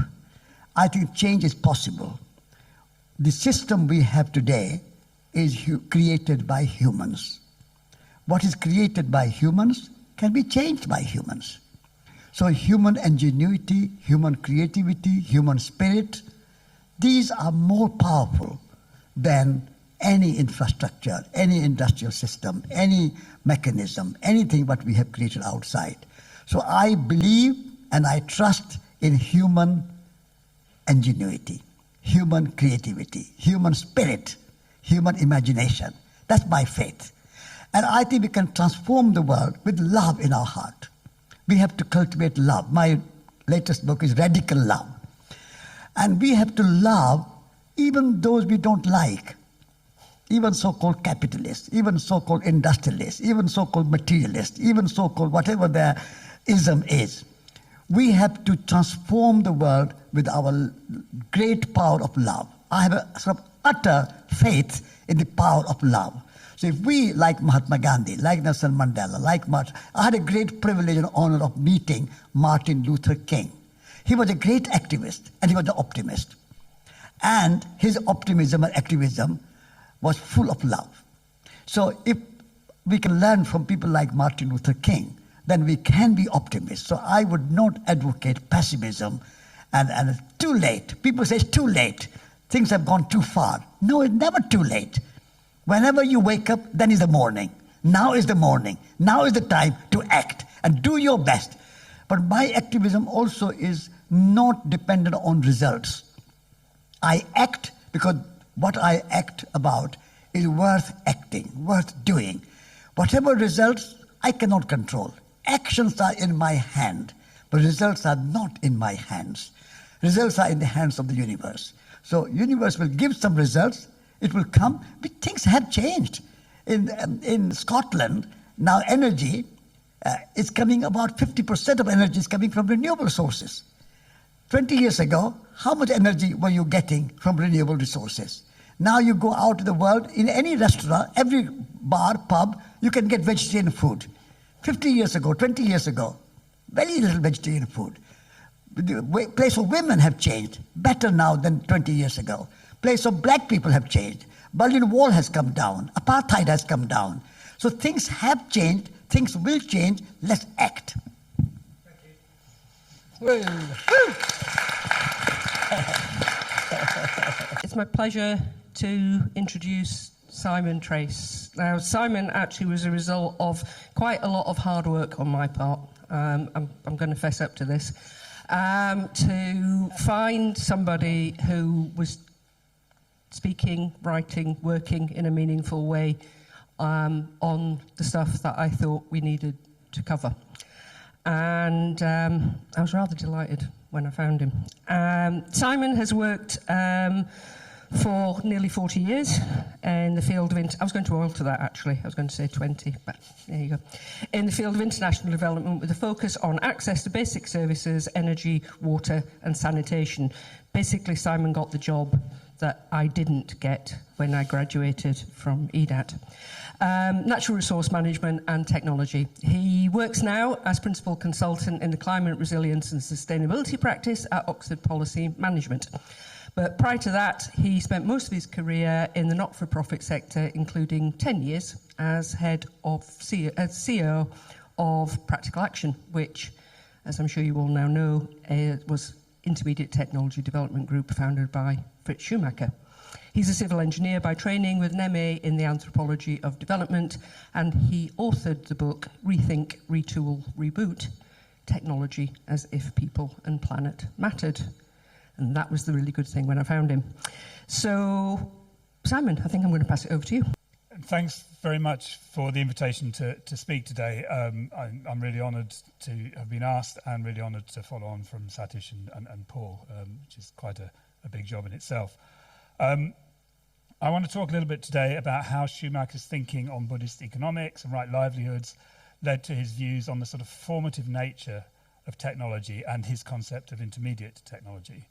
Building on Schumacher's take on the implications our technological choices can have on society's shape and sustainability, I then want to look at some examples of technological advances that have really underpinned the sort of massive improvements in standards of living over the past 150 years, but which may now be under threat. I'm going to then try and sort of relate all this to the doughnut economics model we were hearing about earlier from Paul, in order to set out a concept known as technology justice. I'll then circle back to Schumacher again to finish. Before I start, I just want to be clear what I mean when I'm talking about technology, because it's not just, I'm not just talking about machinery. Certainly physical infrastructure, machinery and equipment is there, but when I'm talking about technology, I'm also talking about knowledge and skills and the capacity to organize and use all of these. So what's the link between Schumacher and technology? Well, he came to the topic of technology from his discourse on economics. Schumacher started off small is beautiful, arguing that the traditional economic discourse is fundamentally flawed because it's based on an idea of development that relies on perpetual economic growth, which in turn depends on ever increasing consumption of natural resources, which we've heard about today already. He introduced the sort of concept of natural capital. He argued that consumption patterns of Europe and North America could never be replicated on a global scale. According to Schumacher, therefore, humanity was on a collision course with nature, and technology was one of the areas where we needed to take urgent action to avoid an environmental catastrophe. He felt that the technology of mass production was inherently violent, ecologically damaging, self-defeating in terms of non-renewable resources, but as well as being damaging to the environment, it was also inherently violent to the human spirit. So the technology of mass production was, to quote him, stultifying for the human person and has deprived man of the kind of work that he enjoys most, creative, useful work with the hands and the brains, and given him plenty of work of a fragmented kind, most of which he does not enjoy at all. In his second book, Good Work, Schumacher expanded his critique of technology. He's suggesting that it's not ideologically neutral, but something that bears the hallmarks of the society that developed it. As such, technology development and transfer was a fundamental formative force in society. So in Schumacher's view, it's a great mistake to underestimate the effect of technology on people's lives, not just their standard of living, but how they produce, what they produce, where they work, where they live, whom they meet, how they relax, how they eat, breathe, see, and therefore what they think, their freedom and their dependence. Schumacher's argument was that some technologies are so inherently ideological that they can cause society to reorganize itself around them, to accommodate them, so they can operate in their own terms efficiently. So, for example, an agricultural system based on the technologies of mechanization, fertilizers, pesticides, herbicides, and hybrid seeds, to be efficient, requires optimum farm size and labor force sizes. That, in turn, determines the size of the population that can be sustained in rural areas. Urbanization rates, ecology of the countryside, the economics of food distribution, the size and location of our shops, what we eat and therefore our health, and how much of our income is spent on food, and so on. Schumacher's solution to all this, as we've heard, was a new form of Buddhist economics, as if people mattered, and which we heard Satish set out earlier. Alongside that, a concept of right livelihoods, jobs which would bring meaning to people's lives, do no violence to the environment, and ideally allow them to produce goods which will be consumed in their own communities to strengthen communal ties. Right livelihoods, in turn, would require a new form of intermediate technology, situated somewhere between the violent technologies of mass production and traditional crafts, more efficient than the latter, but kinder to the environment and the human spirit than the former. Schumacher wrote at a time when the UK was still an industrial producer, where a job in a factory on a production line was still a common form of employment, and his books are therefore situated in a sort of pre-service and a pre-digital economy, and we have to remember that. The concept of intermediate technology, as defined by him, hasn't really persisted, I would say, widely, as a sort of widely considered idea, even in developing countries today. But Schumacher's emphasis on technology as a formative force and an area where action is needed to avoid an environmental and social catastrophe remains hugely relevant today. And I'd like to use this presentation to look at three key areas where technological development has underpinned, as I said, huge changes in the standards of living in this country and elsewhere over the past century. Access to abundant energy, antibiotics, and cheap food. But where those gains are in danger of being lost unless we fundamentally rethink how the development and use of technology is governed. I'll then finish, as I said, by circling back to Schumacher's ideas of right livelihoods and intermediate technology again, and their relevance 50 years after the publication of Small is Beautiful. So the first of the sort of technologies areas or technological systems I want to look at is energy. Access to abundant energy in all its forms, electricity, gas, transport fuels, and so on, underpins almost every aspect of our daily lives and our living standards. We need energy to power our homes and our workplaces, to provide services in the community such as health and education and water supplies and so on. And to provide access to sufficient energy to do this for the past 150 years, we've relied on the availability of cheap, largely fossil fuel-based energy sources and technologies. But today we've faced two major crises around energy. On the one hand, not everyone has benefited from access to cheap energy. 775 million people in the world still have no access to electricity. 30% of the world is still cooking over some form of open fire. 1 in 7 of us in the UK lives in energy poverty. So there is still an energy access gap, which means that there are large numbers of people that are prevented from accessing basic services ranging from heating and lighting in the home to health and education services and employment opportunities in the community. But on the other hand, there is the impact that fossil fuel-based technologies are having on climate change.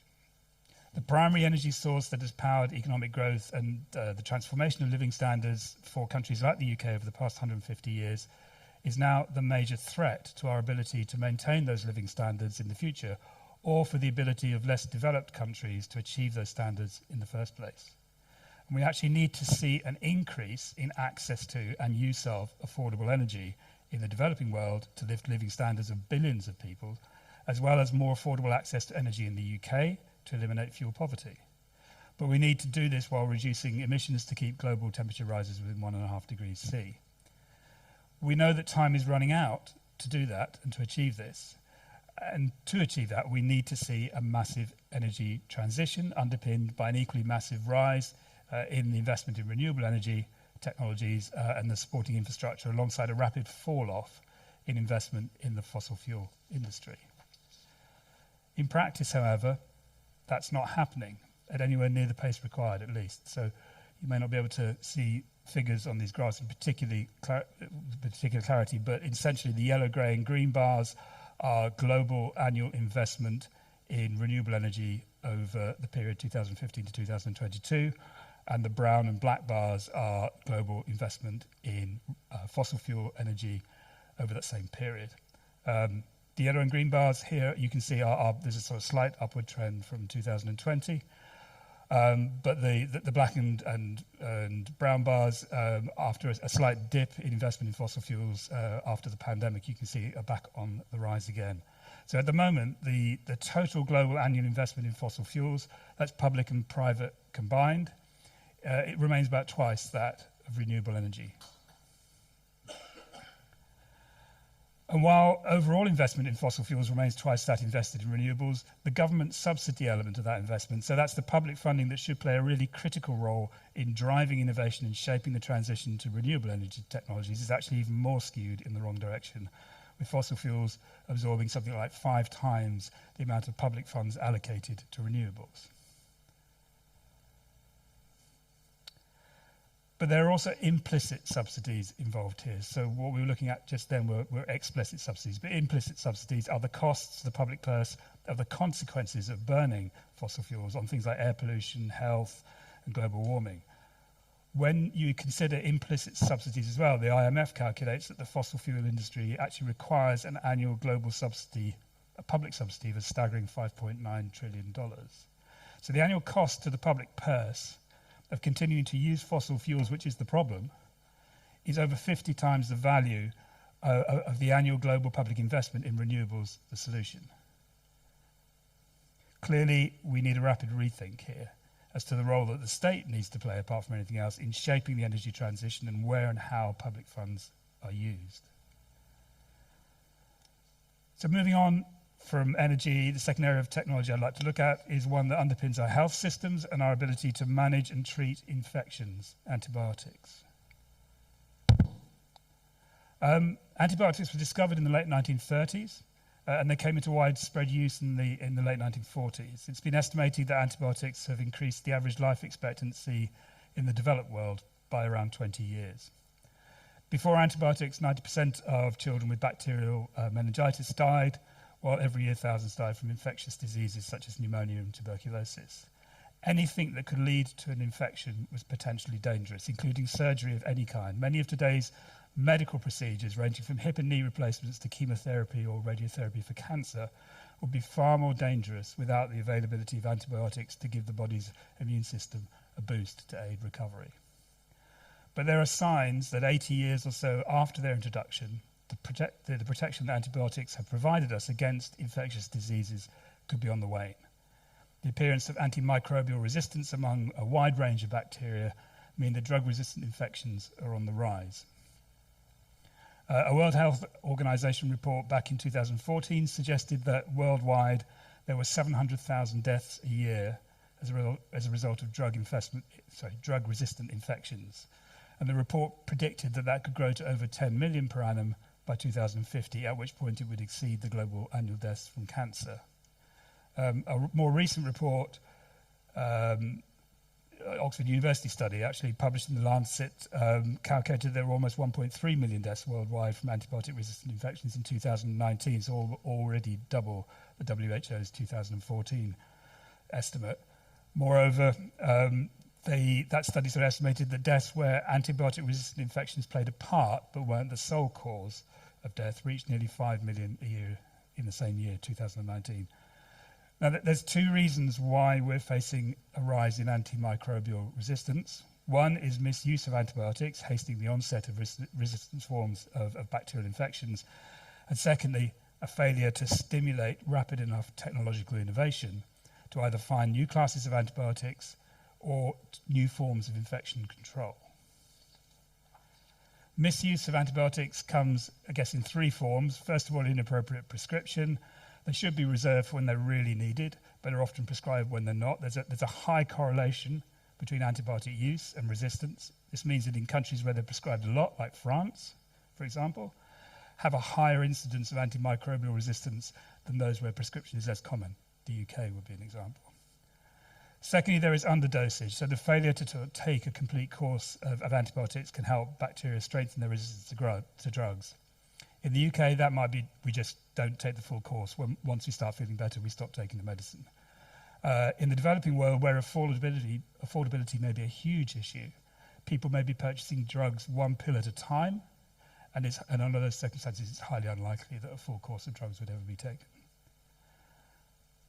Third, and perhaps the most bizarre reason that we're seeing this, is the use of antibiotics in livestock farming, not just to treat disease, but as a prophylactic to prevent it, and also as a growth promoter. This is largely a developed world practice, and it varies significantly from country to country, but in the US, animals consume more than twice as many medically important antibiotics as humans.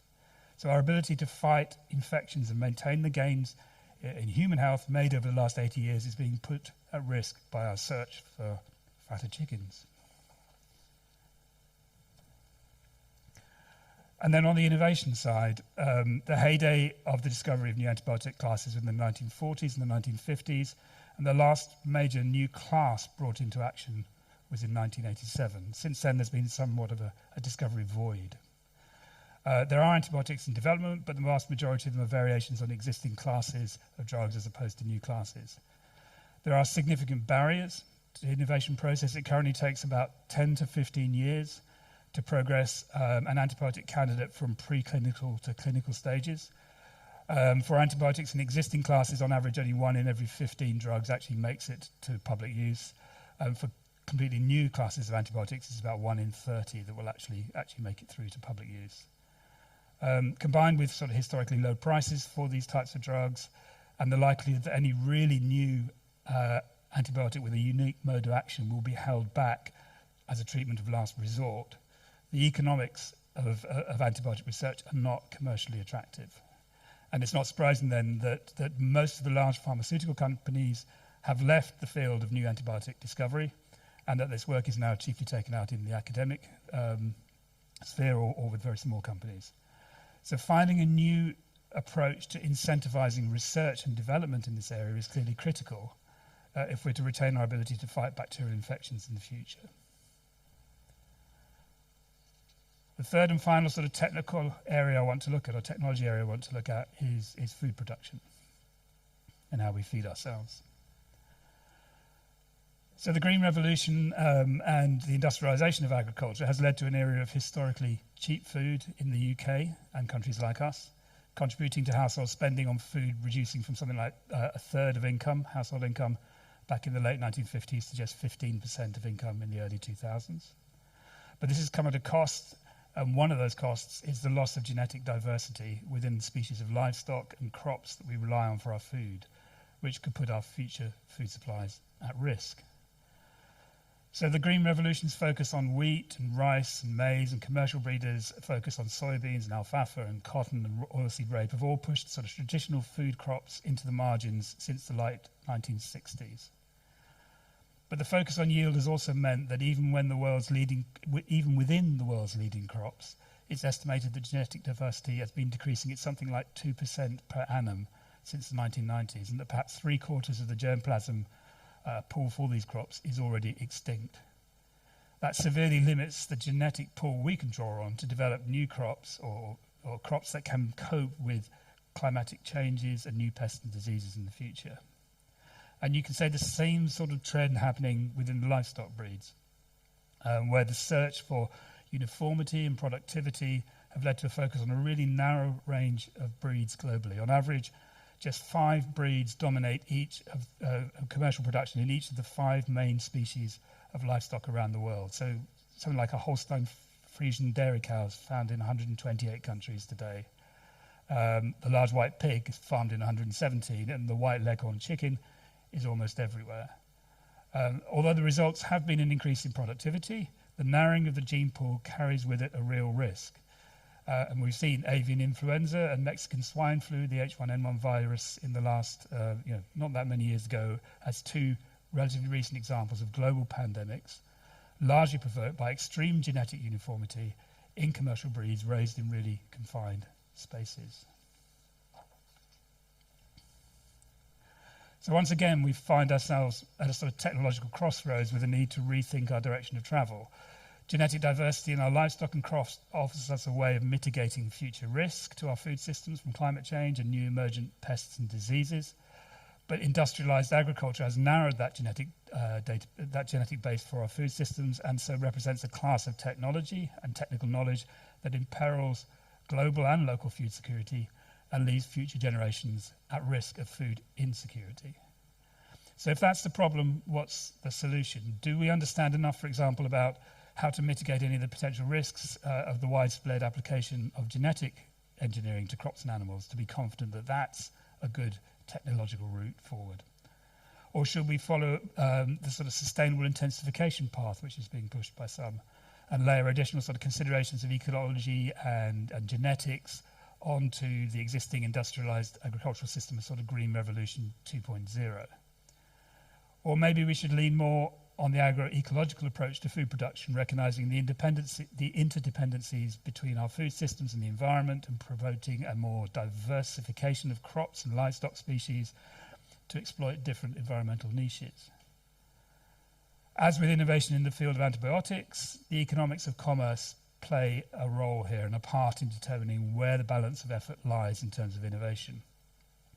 Genetic engineering, sustainable intensification offer routes to exploit intellectual property rights, patents on seeds and chemicals and equipment, and the promise of commercial returns. Agroecology, on the other hand, relies more on technical knowledge and the application of practices around soil and water management, crop rotation, intercropping, and so on. It offers fewer opportunities to commodify inputs, and so is less attractive as an area for commercial research and development. So left to market forces alone, we will continue down the route of tweaks to the existing industrialized agricultural system, whether or not agroecology provides a more sustainable alternative. What I've tried to show in this presentation so far is that some of the great improvements in living standards made over the past 150 years are at risk because the technologies that underpin them are not sustainable. Our continued access in the developed world to abundant energy, to plentiful cheap food, and to protection against bacterial infection all face uncertain futures. Meanwhile, we've yet to even achieve universal access to any of these in the developing world. So to address this, my point is that this challenge requires us to think again about how we might govern access to, use of, and innovation in technology. And I'd like to use the final part of this presentation to just look at one possible way of thinking about this, which is this idea of technology justice. We've talked a bit about the donut economics model a little bit earlier. Just to remind you, first of all, there's this inner ring of the donut, which is a sort of basic set of requirements for a social foundation: food, water, health, education, voice, and so on, that we should seek to allow or to bring everybody up to. Everybody on the planet should be able to meet that, at least that social foundation. And then secondly, there's this outer ring of the donut, a set of safe planetary boundaries that we need to stay in or within to avoid tipping points in Earth processes that could trigger irreversible and catastrophic change. And we're thinking here about sort of ocean acidification, climate change, etc. So the goal of economics is to maintain, as Paul said, humanity in that safe space between these two rings, a safe, inclusive, sustainable space for development. But I'd like to suggest that it's also possible to use the donut to think about some of the technological questions I've been talking about today. First of all, universal access to a basic set of technologies is a prerequisite for the social foundation. We need access to energy supplies. be that grid electricity or a household solar system. We need technology for food production, technical knowledge, seeds, equipment to till the land or to irrigate it. We need access to medicines and medical equipment to deliver our health services. Indeed, it's easy to show that the technology in one form or another underpins every aspect of the social foundation. But our access to and use of technology may also pose risks in terms of exceeding safe planetary boundaries. So, in providing access to energy, CO2 emissions from fossil fuel power stations contribute to global warming, and also to ocean acidification. Hydroelectric dams hold back water and disrupt river flows, as does water demand for cooling in power stations. And the demand for biofuel crops can displace food crops or lead to deforestation. Likewise, our food production technologies also pose potential threats to breaching safe planetary boundaries. So overuse of fertilizer results in excess phosphorus and nitrogen leaching into our soils and waterways in the sea. Irrigation impacts on fresh water availability. The expansion of agricultural production can lead to deforestation. Methane emissions from land clearance, livestock and CO2 emissions from fertilizer production, for example, can add to climate change pressures, and then industrialized agriculture leading, as we've just been talking about, to a narrowing of the genetic base of our food supply. So another way of looking at the donut through a technology lens would be that the inner circle represents an ambition to provide universal access to the set of technologies that are necessary to provide that social foundation, while the outer circle represents the sort of control or the governance of technology that we need to exert in order to avoid breaching planetary boundaries. And then the inner space becomes or represents technology justice, defined as somewhere where everyone has access to the technologies that are essential for a basic standard of life in a sustainable way that doesn't prevent others now or in the future from doing the same. Why is this important? Because we, humanity in general, are in danger of losing control of technology, or rather relinquishing it to the vagaries of the market, assuming that the market's invisible hand will ensure the most efficient development and dissemination of technology that best meets people's needs. And the result of losing control will be failure to provide universal access to that basic set of technologies needed to achieve a basic standard of living and a minimum social foundation, failure to control the use of technologies and to avoid breaching planetary boundaries, and failure to guide technological innovation in a direction which addresses the sort of massive challenges of global poverty and environmental sustainability that the world now faces. We have to reboot our relationship with technology. It's not an incremental change, but a sort of radical shift in the way the oversight and governance of innovation and access to and use of technology is provided. The lens of technology justice could be used to recognise that some of these choices are more likely to lead to a safe and equitable space for human development, whilst other choices are more likely to lead in the opposite direction. Responsibility needs to be taken for those decisions rather than hoping market mechanisms will make them by default and without intervention. So back to Schumacher to finish. So 50 years ago, when Schumacher wrote about how technology was a fundamental formative force that shaped society and that new and intermediate and more human-scale forms of technology were needed, was he right? Or was he just a crank, as he claimed some people saw him at the time? I mean, I hope you can see from this presentation that I believe he was absolutely right to highlight the importance of the choices we make around which technological paths to follow. Those decisions are critical, both to satisfying human needs and the desires in the present, but also to ensuring a sustainable future for humanity and the planet. I would hope, were he alive today, he would find something of merit in the notion of technology justice and the need for us to rethink how we govern access to, use of, and direction of innovation in technology. While the term, I said at the beginning, the term intermediate technology has not been widely used in development or environmental discourses, advances over the last 50 years provide some glimpses of how today technology, if we can sort out how it's powered, could perhaps facilitate a more human scale and form of production in some cases. So homeowners generating their own power from solar panels as an example, or small-scale manufacturing using 3D printing, or open source and Creative Commons movements, Wikipedia, eBay, Gumtree, platform-based livelihoods, working from home.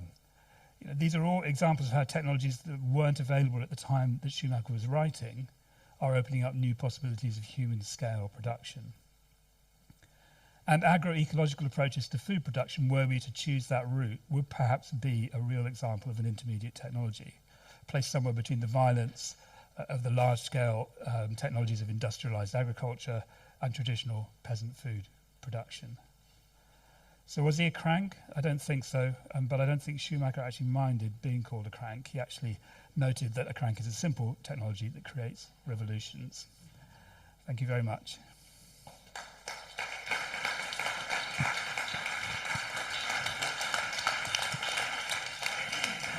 Whoop, whoop. Thank you, Simon. I'm really grateful for that.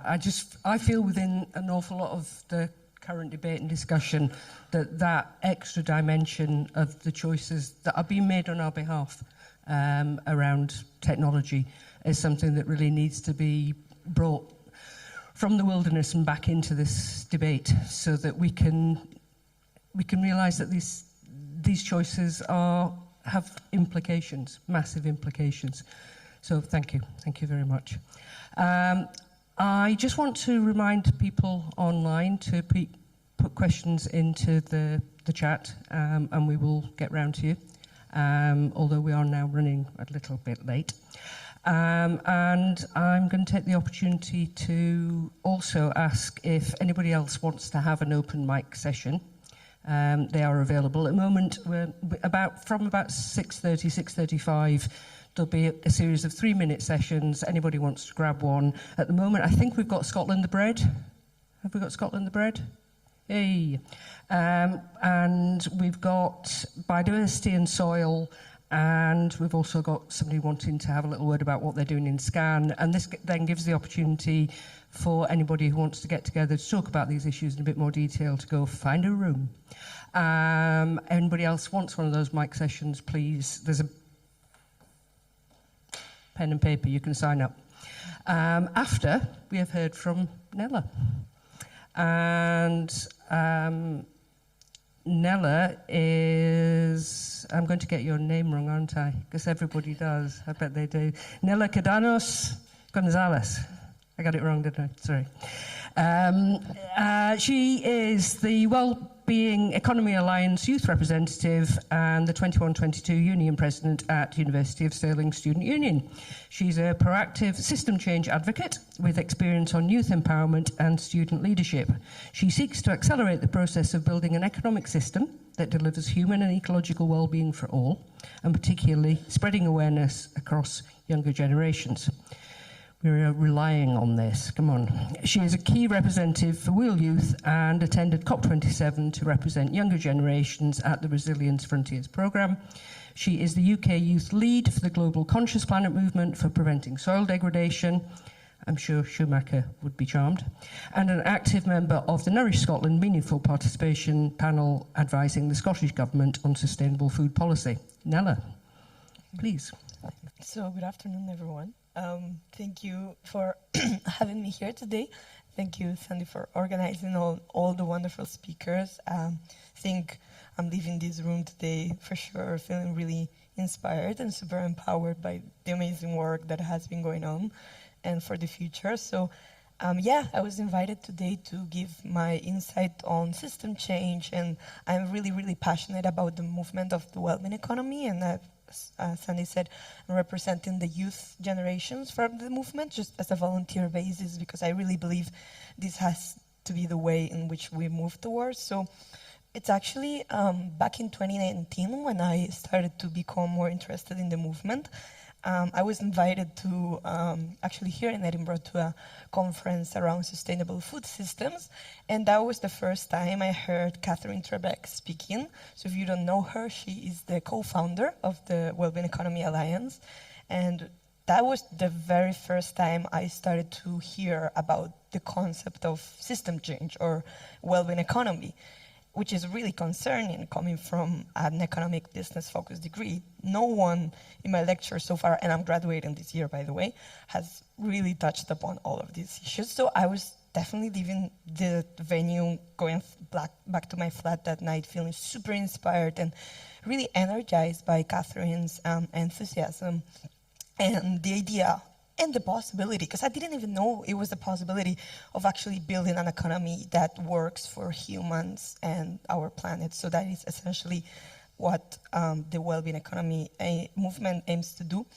And little did I know actually that just after 3 years, I would be sitting down with Catherine in a cafe in Glasgow because I was elected as president at my university, and I really wanted to accelerate this movement and talk about these issues to young people, because growing up, I always heard a lot of criticism around capitalism and growth and GDP, especially around young people, you know, activists in the streets, super angry and upset, but nobody really talked about the solutions. And that's something that really, really struck me a lot. And I guess having that capacity of inspiring change at university level could have probably bring a lot of insight to young generations, because generally nobody has the answers, and I really believe it's intergenerational dialogue and communication, and young people, old people, people from all backgrounds can really try to drive a little bit of change into our society.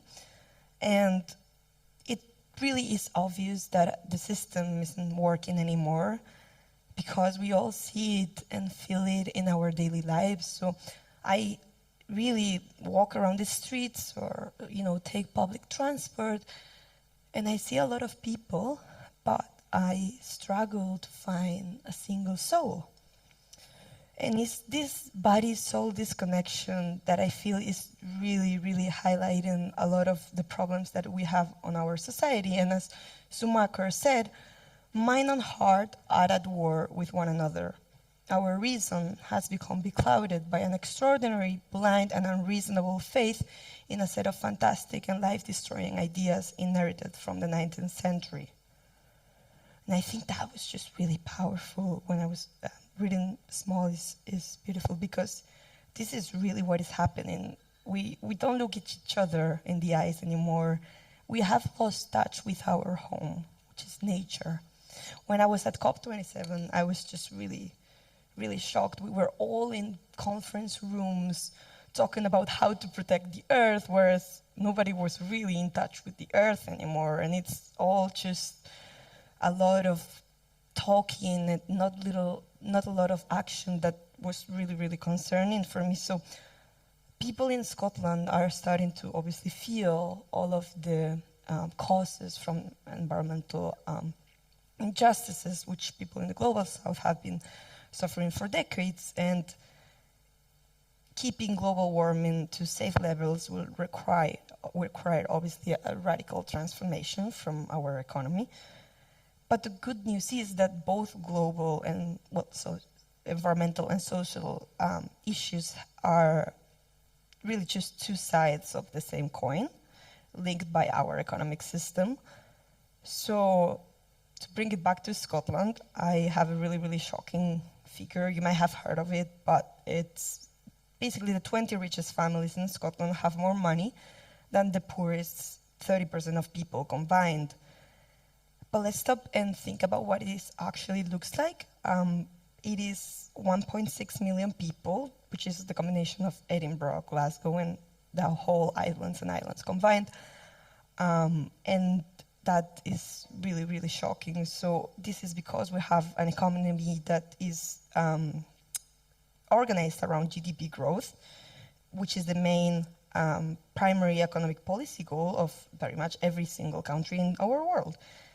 And it's often assumed that growing the GDP is going to solve all the solutions in our world. But we keep forgetting that it doesn't really distinguish between good and bad things. So, for example, oil spill cleanup is great for GDP, whereas unpaid care work, incidentally mostly done by women, is not counted on GDP. So GDP is often used as an excuse not to really tackle inequality as well. Now, what if I told you that we can be part of the solution, that by shifting to a well-being economy, we can really start to change things? So a movement that delivers social and environmental justice on a healthy planet. I don't have the slides here, but we can share it all around at some point. It's not really an issue. But basically, there are 5 key principles around which a well-being economy is organized by. And these are, for example, concepts that are actually found in indigenous texts and religious wisdom. And they're really, really simple. And they're basically fairness, nature, participation, purpose, and dignity. So all of these work and are implemented and included in basically those countries that are part of the Wellbeing Economic Governments Partnership, which is basically a combination of different countries. I believe there's currently 6, and they're working towards a well-being economy. So yeah, we have, as I said, dignity, where everyone has enough to live in comfort, safety, and happiness. I actually like to think about dignity in relation to technologies. We just had a talk around dignity, but also technology justice, but also just thinking about something as simple as food. So dignity is actually being able to choose what we're putting in our bodies, which we inherently become that, and not something that we're just choosing because it's convenient, because the system has made it really, really addictive, and obviously it's really cheap. So I think that is a really, really interesting thing to think about, and that is the reason why I'm really involved in the Safe Soil Conscious Planet movement, which looks at, for example, looking at the quality of our soil and making sure that it has enough organic content so that we are basically just putting stuff that is good for us. And yeah, we have other principles such as fairness, justice in all the dimensions at the heart of the economic system, participation, where citizens are actively engaged in their communities and all of the decisions, so actually bringing citizens and making them engaged in their decision making. Nature, so obviously humans are one with nature, same as what I was saying with that which we choose, that becomes us when we are eating something. We are the earth. We are made from soil, essentially, as well. And purpose, we all have a shared sense of belonging, and our institutions serve for the common good. So there is really not much disagree there. But for me, as a young person, the fact that this is not the standard in the world, we're just not there yet, that is really, really concerning. And just going to talk a little bit more about what we all, Wellbeing Economy Alliance in Scotland, does, because there's hubs all over the world, basically representing the youth segment, but they are doing a lot of amazing things here in Scotland. And the theory of change here operates at 3 levels. So one is telling a new story about economic success and helping people to ask better questions and therefore setting better priorities. And developing and promoting policy design for a Wellbeing Economy Alliance with Scotland's allies. So these are a network of people in Scotland, but also all over the world in the global movement, doing system change advocacy and all of the great amazing work. So basically connecting them together and amplifying and uplifting the work from different system changers. So for example, me as a young person, I needed to get some people together and start talking about, for example, the recent movement I was involved in with the Safe Soil. I reach out to We All Scotland, and they immediately amplify my ideas, connect me with people that can help me out, and that was just really fascinating. So it's definitely something everyone can get involved at any level and start growing and connecting and expanding their network as well. And they work with actors, not only influencing government, but also partnering with different organizations and supporting them to implement the well-being economic principles within their work. So both governments, but also organizations and any type of work. And as a hub, We All Scotland has had numerous achievements actually, and oh wait, sorry, I was going to put another slide, but it doesn't really matter. It helped secure commitments from the Scottish government through campaigns with allies and contribute to numerous policy initiatives. For example, the government is also looking at what We All Scotland is doing and actually inviting them into conversations. So the Scottish government is actually interested and starting to drive policy change within their works. They've convened a cross-party parliamentary group, starting to partner with numerous organizations. And as we know, we've had a progressive political landscape. So Nicola was a champion for the We Go partnership, the government partnership group. And Scotland now has a cabinet minister for a wellbeing economy, signaling its commitment to make it a reality. But the onus is on all of us to make sure that this works to make this a reality. So I guess for me, it's just very, very, very inspiring work that has been going on. And I also wanted to say, I'm still at university, I think education is very powerful. And there was another quote from Schumacher, was similar to what Satish said: we are humans and we've created the system, therefore it is up to us that is going to be able to change the system. The problems of education are merely reflections of the deepest problems of our age. They cannot be solved by organization, administration, or expenditure of money. We're suffering from a metaphysical disease, and the cure must therefore be metaphysical. And I thought it was really interesting what you said about using half brains, and I think ultimately this is the box thinking logical that the system is portraying. So it won't be until we're breaking down from this that we're going to be able to move forward and to create a better future. And this comes with the realization that ultimately we are all part of the economy. We are all part of this planet. So we are all one. And once we have this realization, we realize we can change the economic system. And therefore, if we change it, we would ultimately change the world. So thank you, everyone. And hopefully we can keep changing the world together.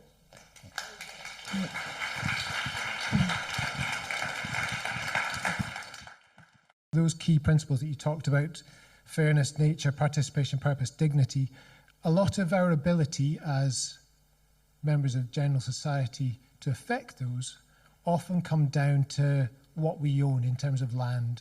And so up in Scotland, a lot of the conversation on how we can achieve fairness and equality centres on land reform. Picking up Schumacher's small is beautiful, the idea that diversity is key and it's better to have a lot of small things rather than a small number of large things. Land reform ties into that quite nicely. It's better to have a lot of people owning a small amount of land than a small number of people owning a large amount of land. What are your general views on land reform? Because we haven't touched on it at all, and I'm interested. I would like to say that it's a question of centralizing or decentralizing. Nature favors decentralizing. Nature favors diversity, whereas industrial system favors centralizing and uniformity. So that's the difference. The small is beautiful is decentralized, more autonomy at a local level, and kind of spirit is connecting each other, but bodies, matter is more autonomous. So no two human beings are same, although we all have eyes, but no two eyes are same. We all have two legs and two arms and bodies, but no two bodies are same.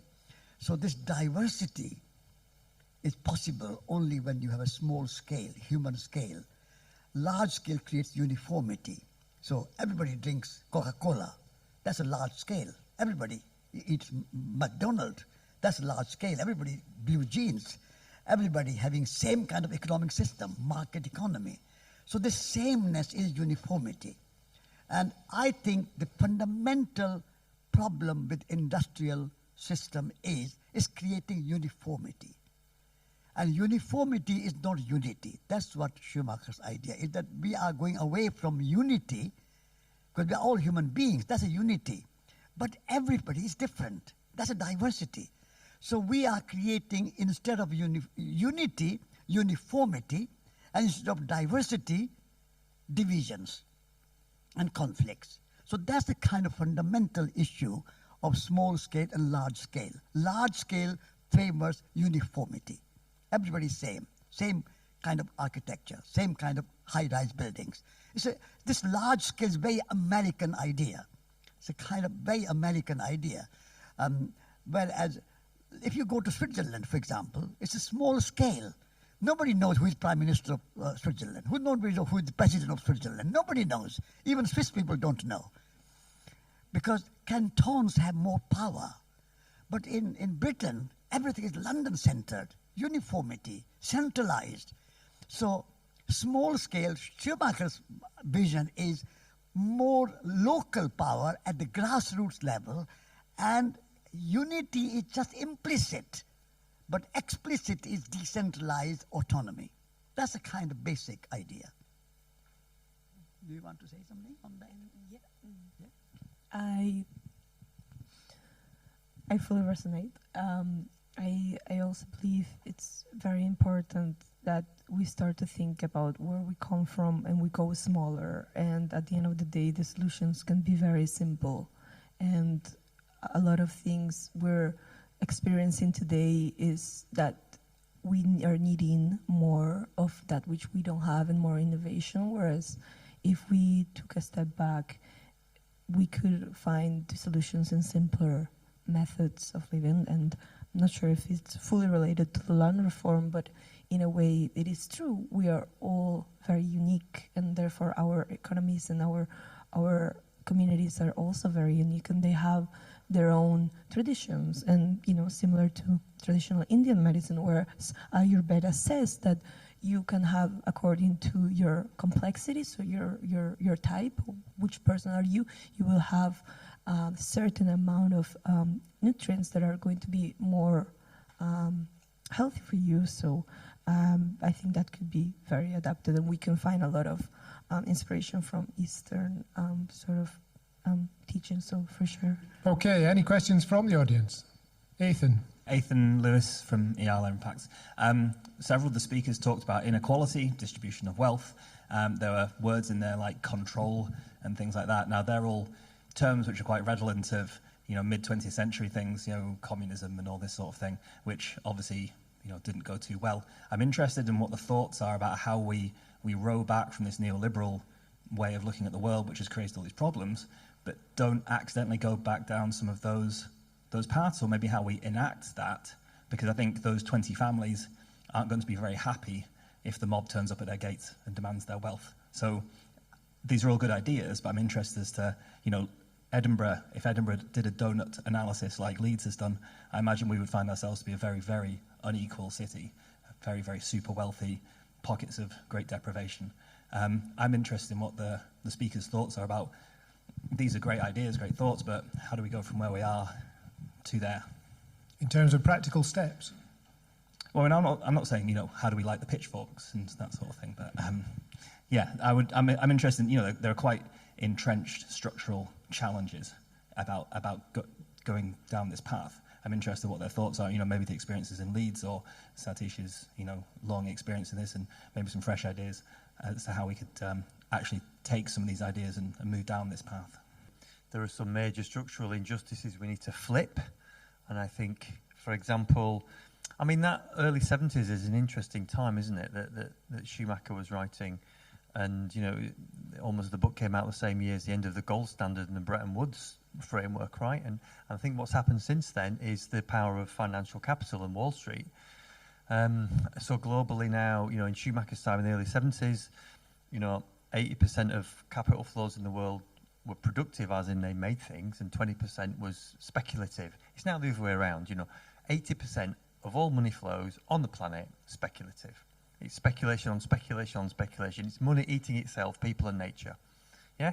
So how did we get to that point? And so I think one of the key things is take control back of the banks. Like, that's a number one priority. More than because that's the route through which we stop the global fossil fuel industry, which is eating people and planet.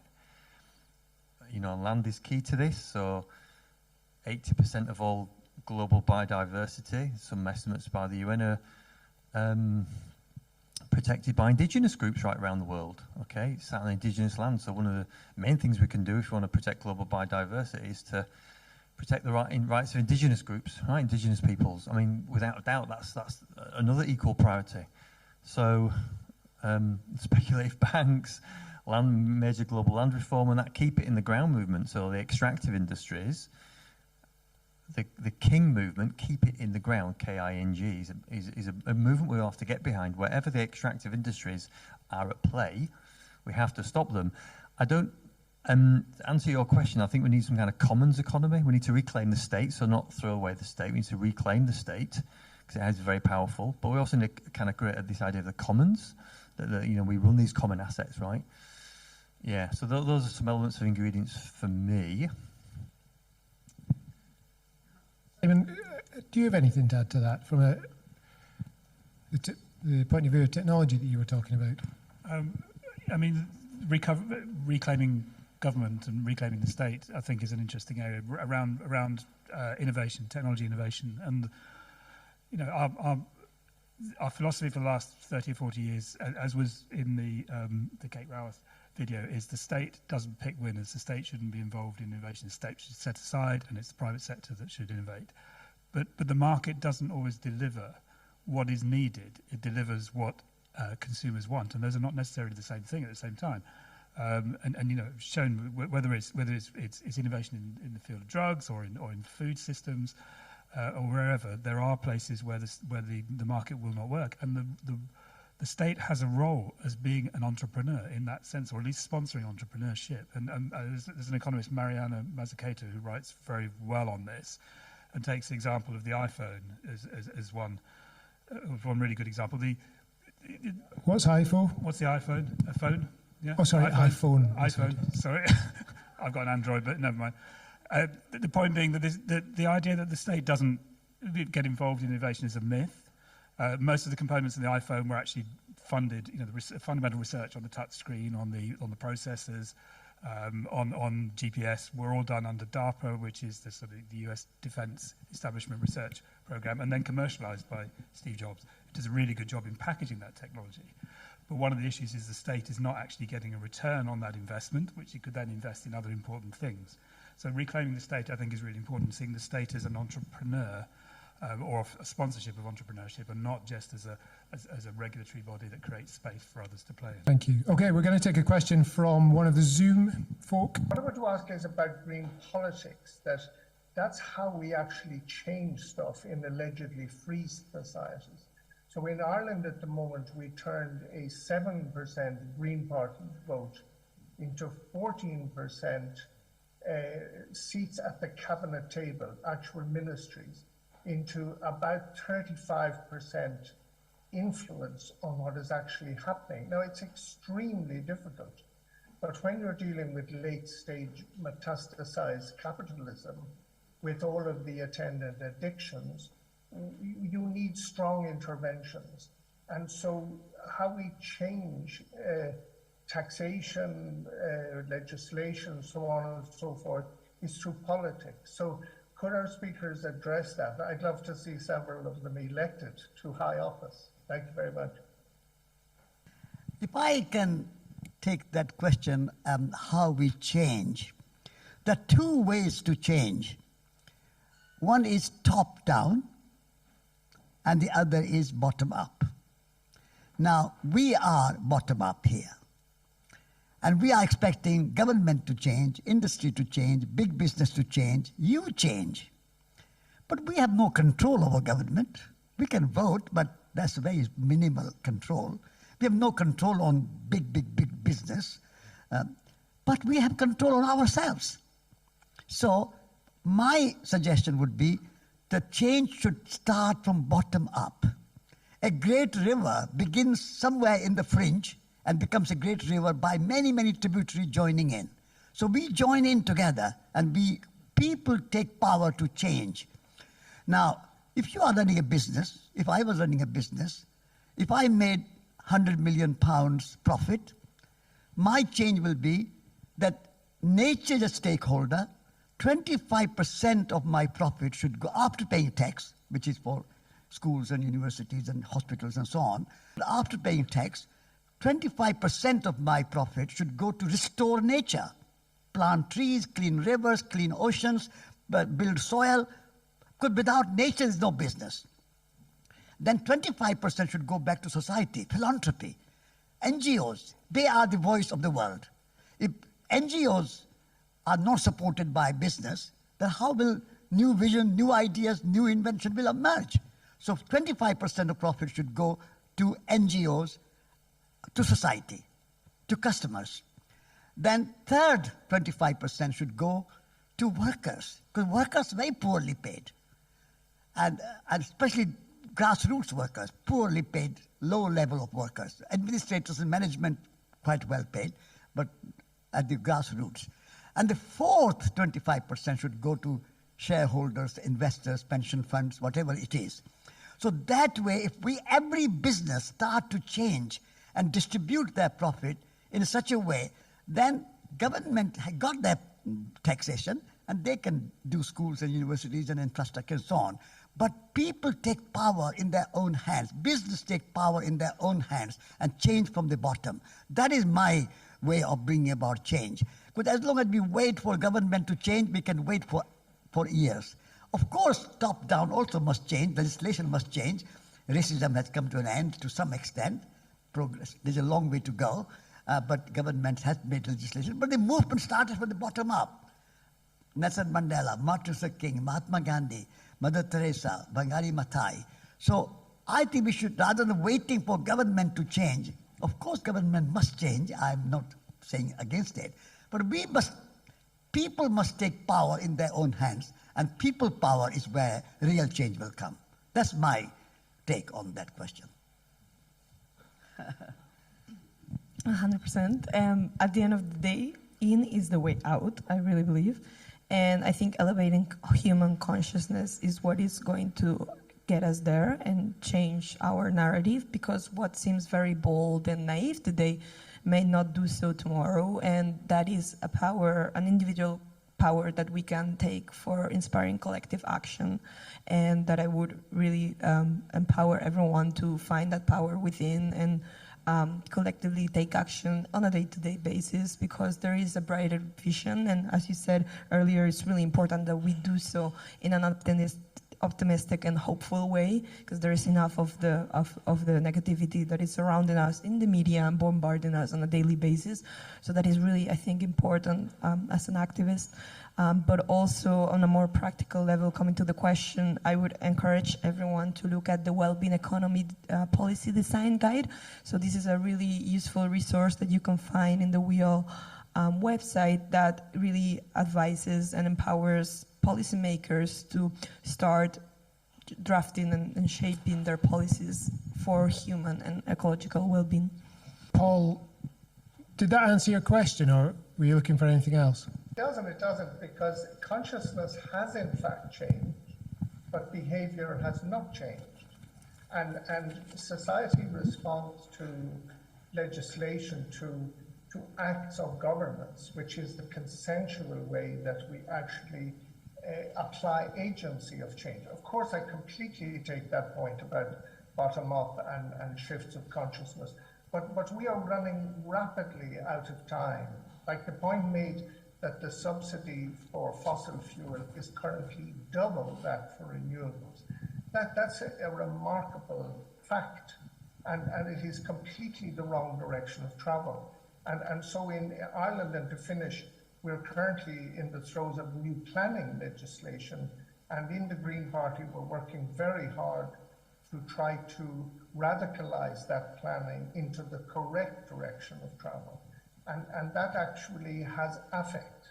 So what's holding the consciousness back is human greed and corruption in the government. But it's a really good report that came out a couple of years ago. It mentions how capitalism is failing and not taking nature into account in the system, which is what Satish has just mentioned, that the soil is silent, can't argue for themselves, so we take advantage of it, so we don't pay back. So that 25% that's supposed to go back to nature doesn't, because humans are greedy, corrupt.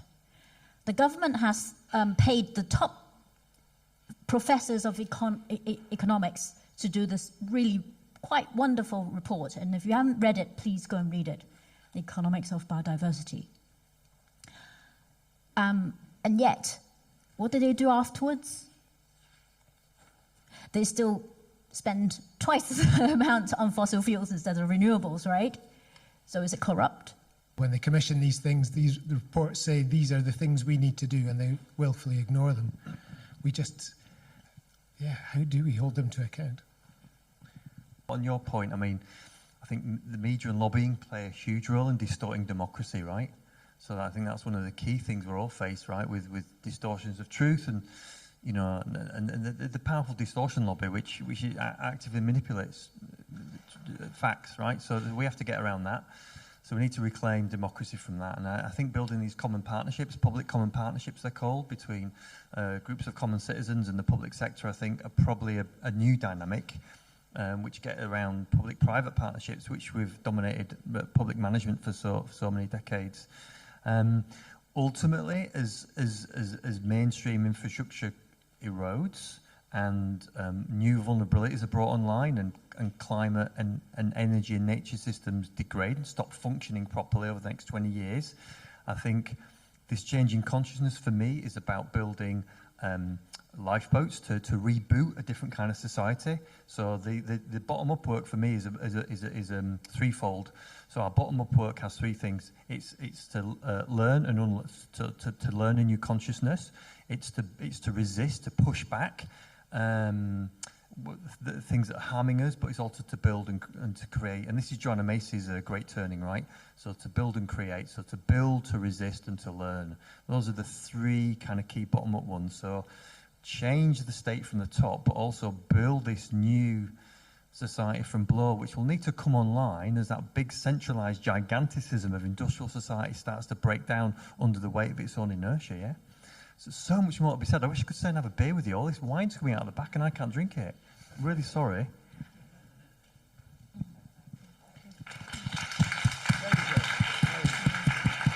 Thank you, Paul. I understand it can be very disencouraging how some governments are treating, you know, sort of like where they allocate their resources and stuff. But personally, on my first ever COP last year, I was really surprised and happy to see representation of organizations such as Brahma Kumaris and other types of spiritual led organizations. So in a way, as has been mentioned, there is a change coming, and maybe it's not at the urgency and the pace that is needed, but I think it's really important to keep engaged in the action, because otherwise, you know, you can be overthrown by the media and completely disempowered. But if we remember that there is power in collective aligned action, we can really start to see change happening, even if it's at a smaller scale. It is happening. So, yeah. Thank you. I'm going to take a question from Liz, one from Nick. Ulrich, did you have your hand up too? Then I've potentially got one online, and then I think we might have to draw it to a close. So, Liz. Thank you. It's not so much a question as just I have been encouraged that there is more debate and discussion about the role of GDP in the media. And I just wanted to highlight, some of you may have already heard the programme, The Climate Question on Radio 4, which was on just the last couple of days. It was really quite interesting because for the first time it talked about the role of GDP and how it is changing. And apparently the UN is currently looking at options for what might replace GDP as a primary indicator of growth or success rather than growth. And it's looking at sustainability in the natural environment. But they had several examples and discussions around different parts of what's happening in different parts of the world, including, from Gabon, which was really inspiring. 88% of the country in Gabon is covered in forest, 88%. And they have policies embedded to actually keep it like that, but they're becoming increasingly aware that this is at the expense of investment and money for investment in their own infrastructure. They've got great poverty, so they're beginning to look and demand change. It is the beginning of a more mainstream debate, which I think we should build on and highlight and demand and hold our leaders to account on some of this. I think it must be about 15 years, I think, since I was at a conference in Comrie, and one of the speakers was Rosanna Cunningham, who was then the leader of what was she, Minister for the Environment or whatever, Sustainability. And the question was put to her about how you can have a policy for sustainable economic growth. This is 10, 15 years ago. And she got the question, she understood it, but her answer was that politicians don't change without being required to change, and that they take their lead from people. We need to hold their feet to the fire. They need to hold their feet to the fire. Yeah, and the Scottish Government have adopted the UN Sustainable Development Goals as part of their performance management framework.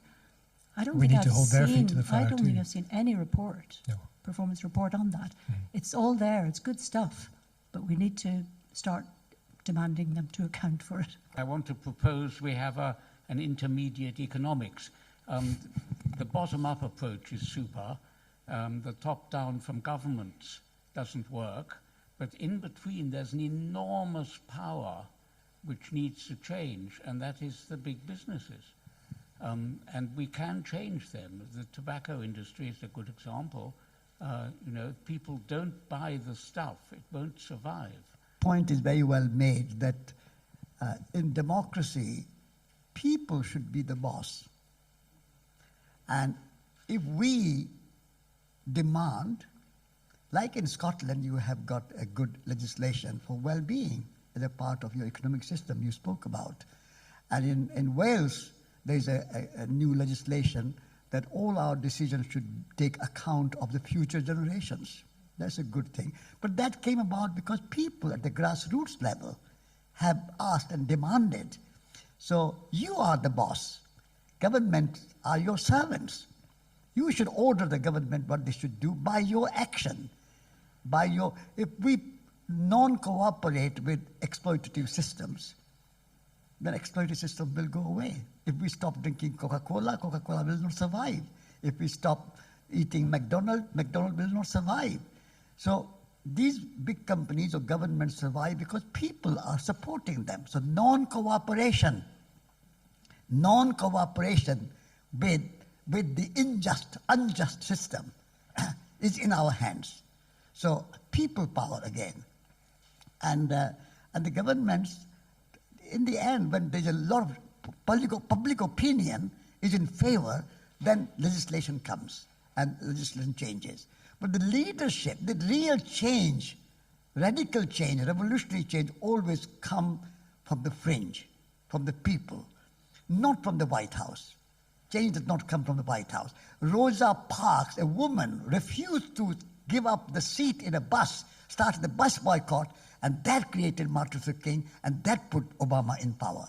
So Rosa Parks was the initiator of change, not Obama. Obama was the beneficiary. So change the big change comes from the fringe, and we are the fringe, and we are the boss. Let's take power in our hands and change the world.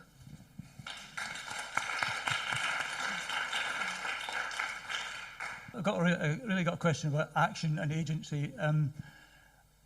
We've been talking here about, among other things, Paul mentioned getting control of the banks, giving land to indigenous people, stopping extractive industries, reclaiming the state. And we've also heard, Kumar, you've been talking about 25% tax going to nature and another 25% going to workers and so forth. So these are very, very radical demands, right? And I suppose the question is why hasn't this happened before? Because there's a lot of people who made these demands, and I guess that's my question is, I mean, why is it that we've got that small is not beautiful? Because it's the system we've got, the capitalist system we've got, forces businesses, corporations to become huger and huger. States become huger and huger and more acquisitive. So I guess the question is, what are we going to actually do about it? So what I'm asking us was, what do you think of groups like Just Stop Oil, Extinction Rebellion and so forth, people that are actually fighting back and doing something? What about the 30,000 people that in France that went near La Rochelle to stop a big reservoir which was going to for industrial agriculture? I mean, fighting with the CRS, these were people that were really taking on the state. So I guess what's your attitude to that? Because I think that's really, really important. To direct action?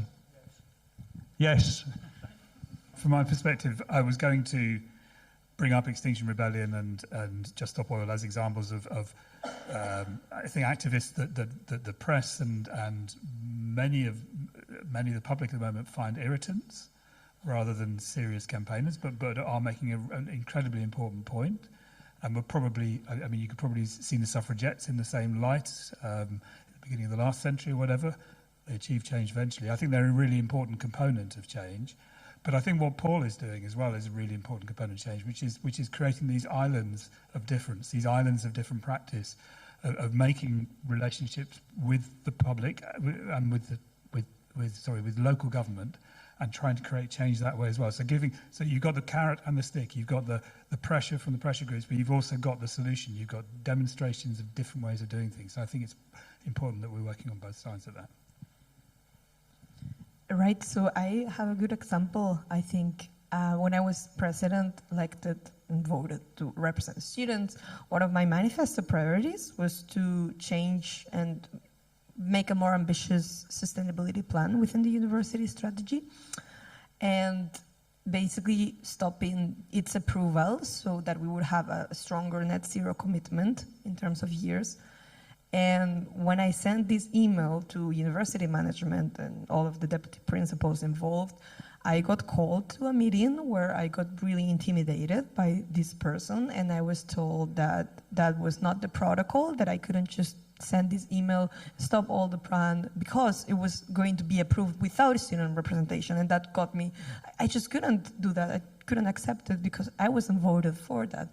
And from that, after being lectured and really intimidated over a call with this white old man, we ended up engaging and studying over a period of 6 months on a discussion to actually put our needs forward. So the students were actually consulted in the reshaping of the plan.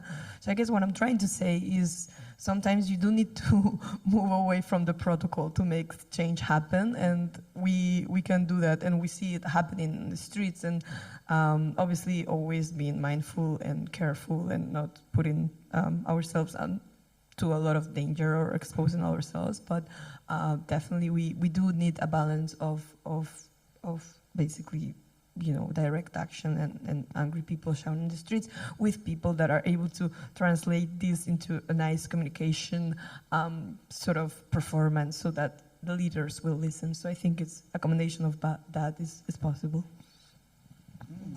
Move away from protocol. Take risk. Take risk. And courageous. Courage is very important. We have to drop the fear. In order to bring about change, my theory of change is 3 things. Number 1, be the change that you want to see in the world. That's Mahatma Gandhi. Be the change. We always want somebody else to change, not me. But change starts from you. Be the radiator. Radiator does not demand walls to be warm. Radiator is warm and heats the walls and attracts people to come to radiator. So be the radiator. Be the change that you want to see in the world. That's the number 1 step. Number 2, communicate the change like we are doing here. We have to go out and reach more people and communicate these ideas. We are still very weak in our communication. And people don't know what we are talking about. This most beautiful idea is very minority interest. And who is responsible for that? We are responsible. We have not communicated our ideas, our message, our convictions forcefully, powerfully, and convincingly to the world. So, world will not change by itself. We have to be the catalyst of change. So, communicate the change. We all need to learn how to communicate through our songs, through our paintings, through our music, through our speaking, through our writing, through our any other means. Communicate the change. And the third, join the change, other people. There are lots of people doing things, but they are alone, not enough support. So we have to join together. Like I said, a river is made because many, many tributaries join the river to make a big river. So join other people, work together. All our thriving will be mutual. All our flourishing will be mutual. All change will come out with mutual support. So mutuality and reciprocity and working together is very important. And so work together. Be the change, communicate the change, and join the change makers. And then do it all with love. No anger, no anxiety, no fear. Do it because it's worth doing it. What happens, results are not in our hands and not in our control. This is my theory of change. Thank you.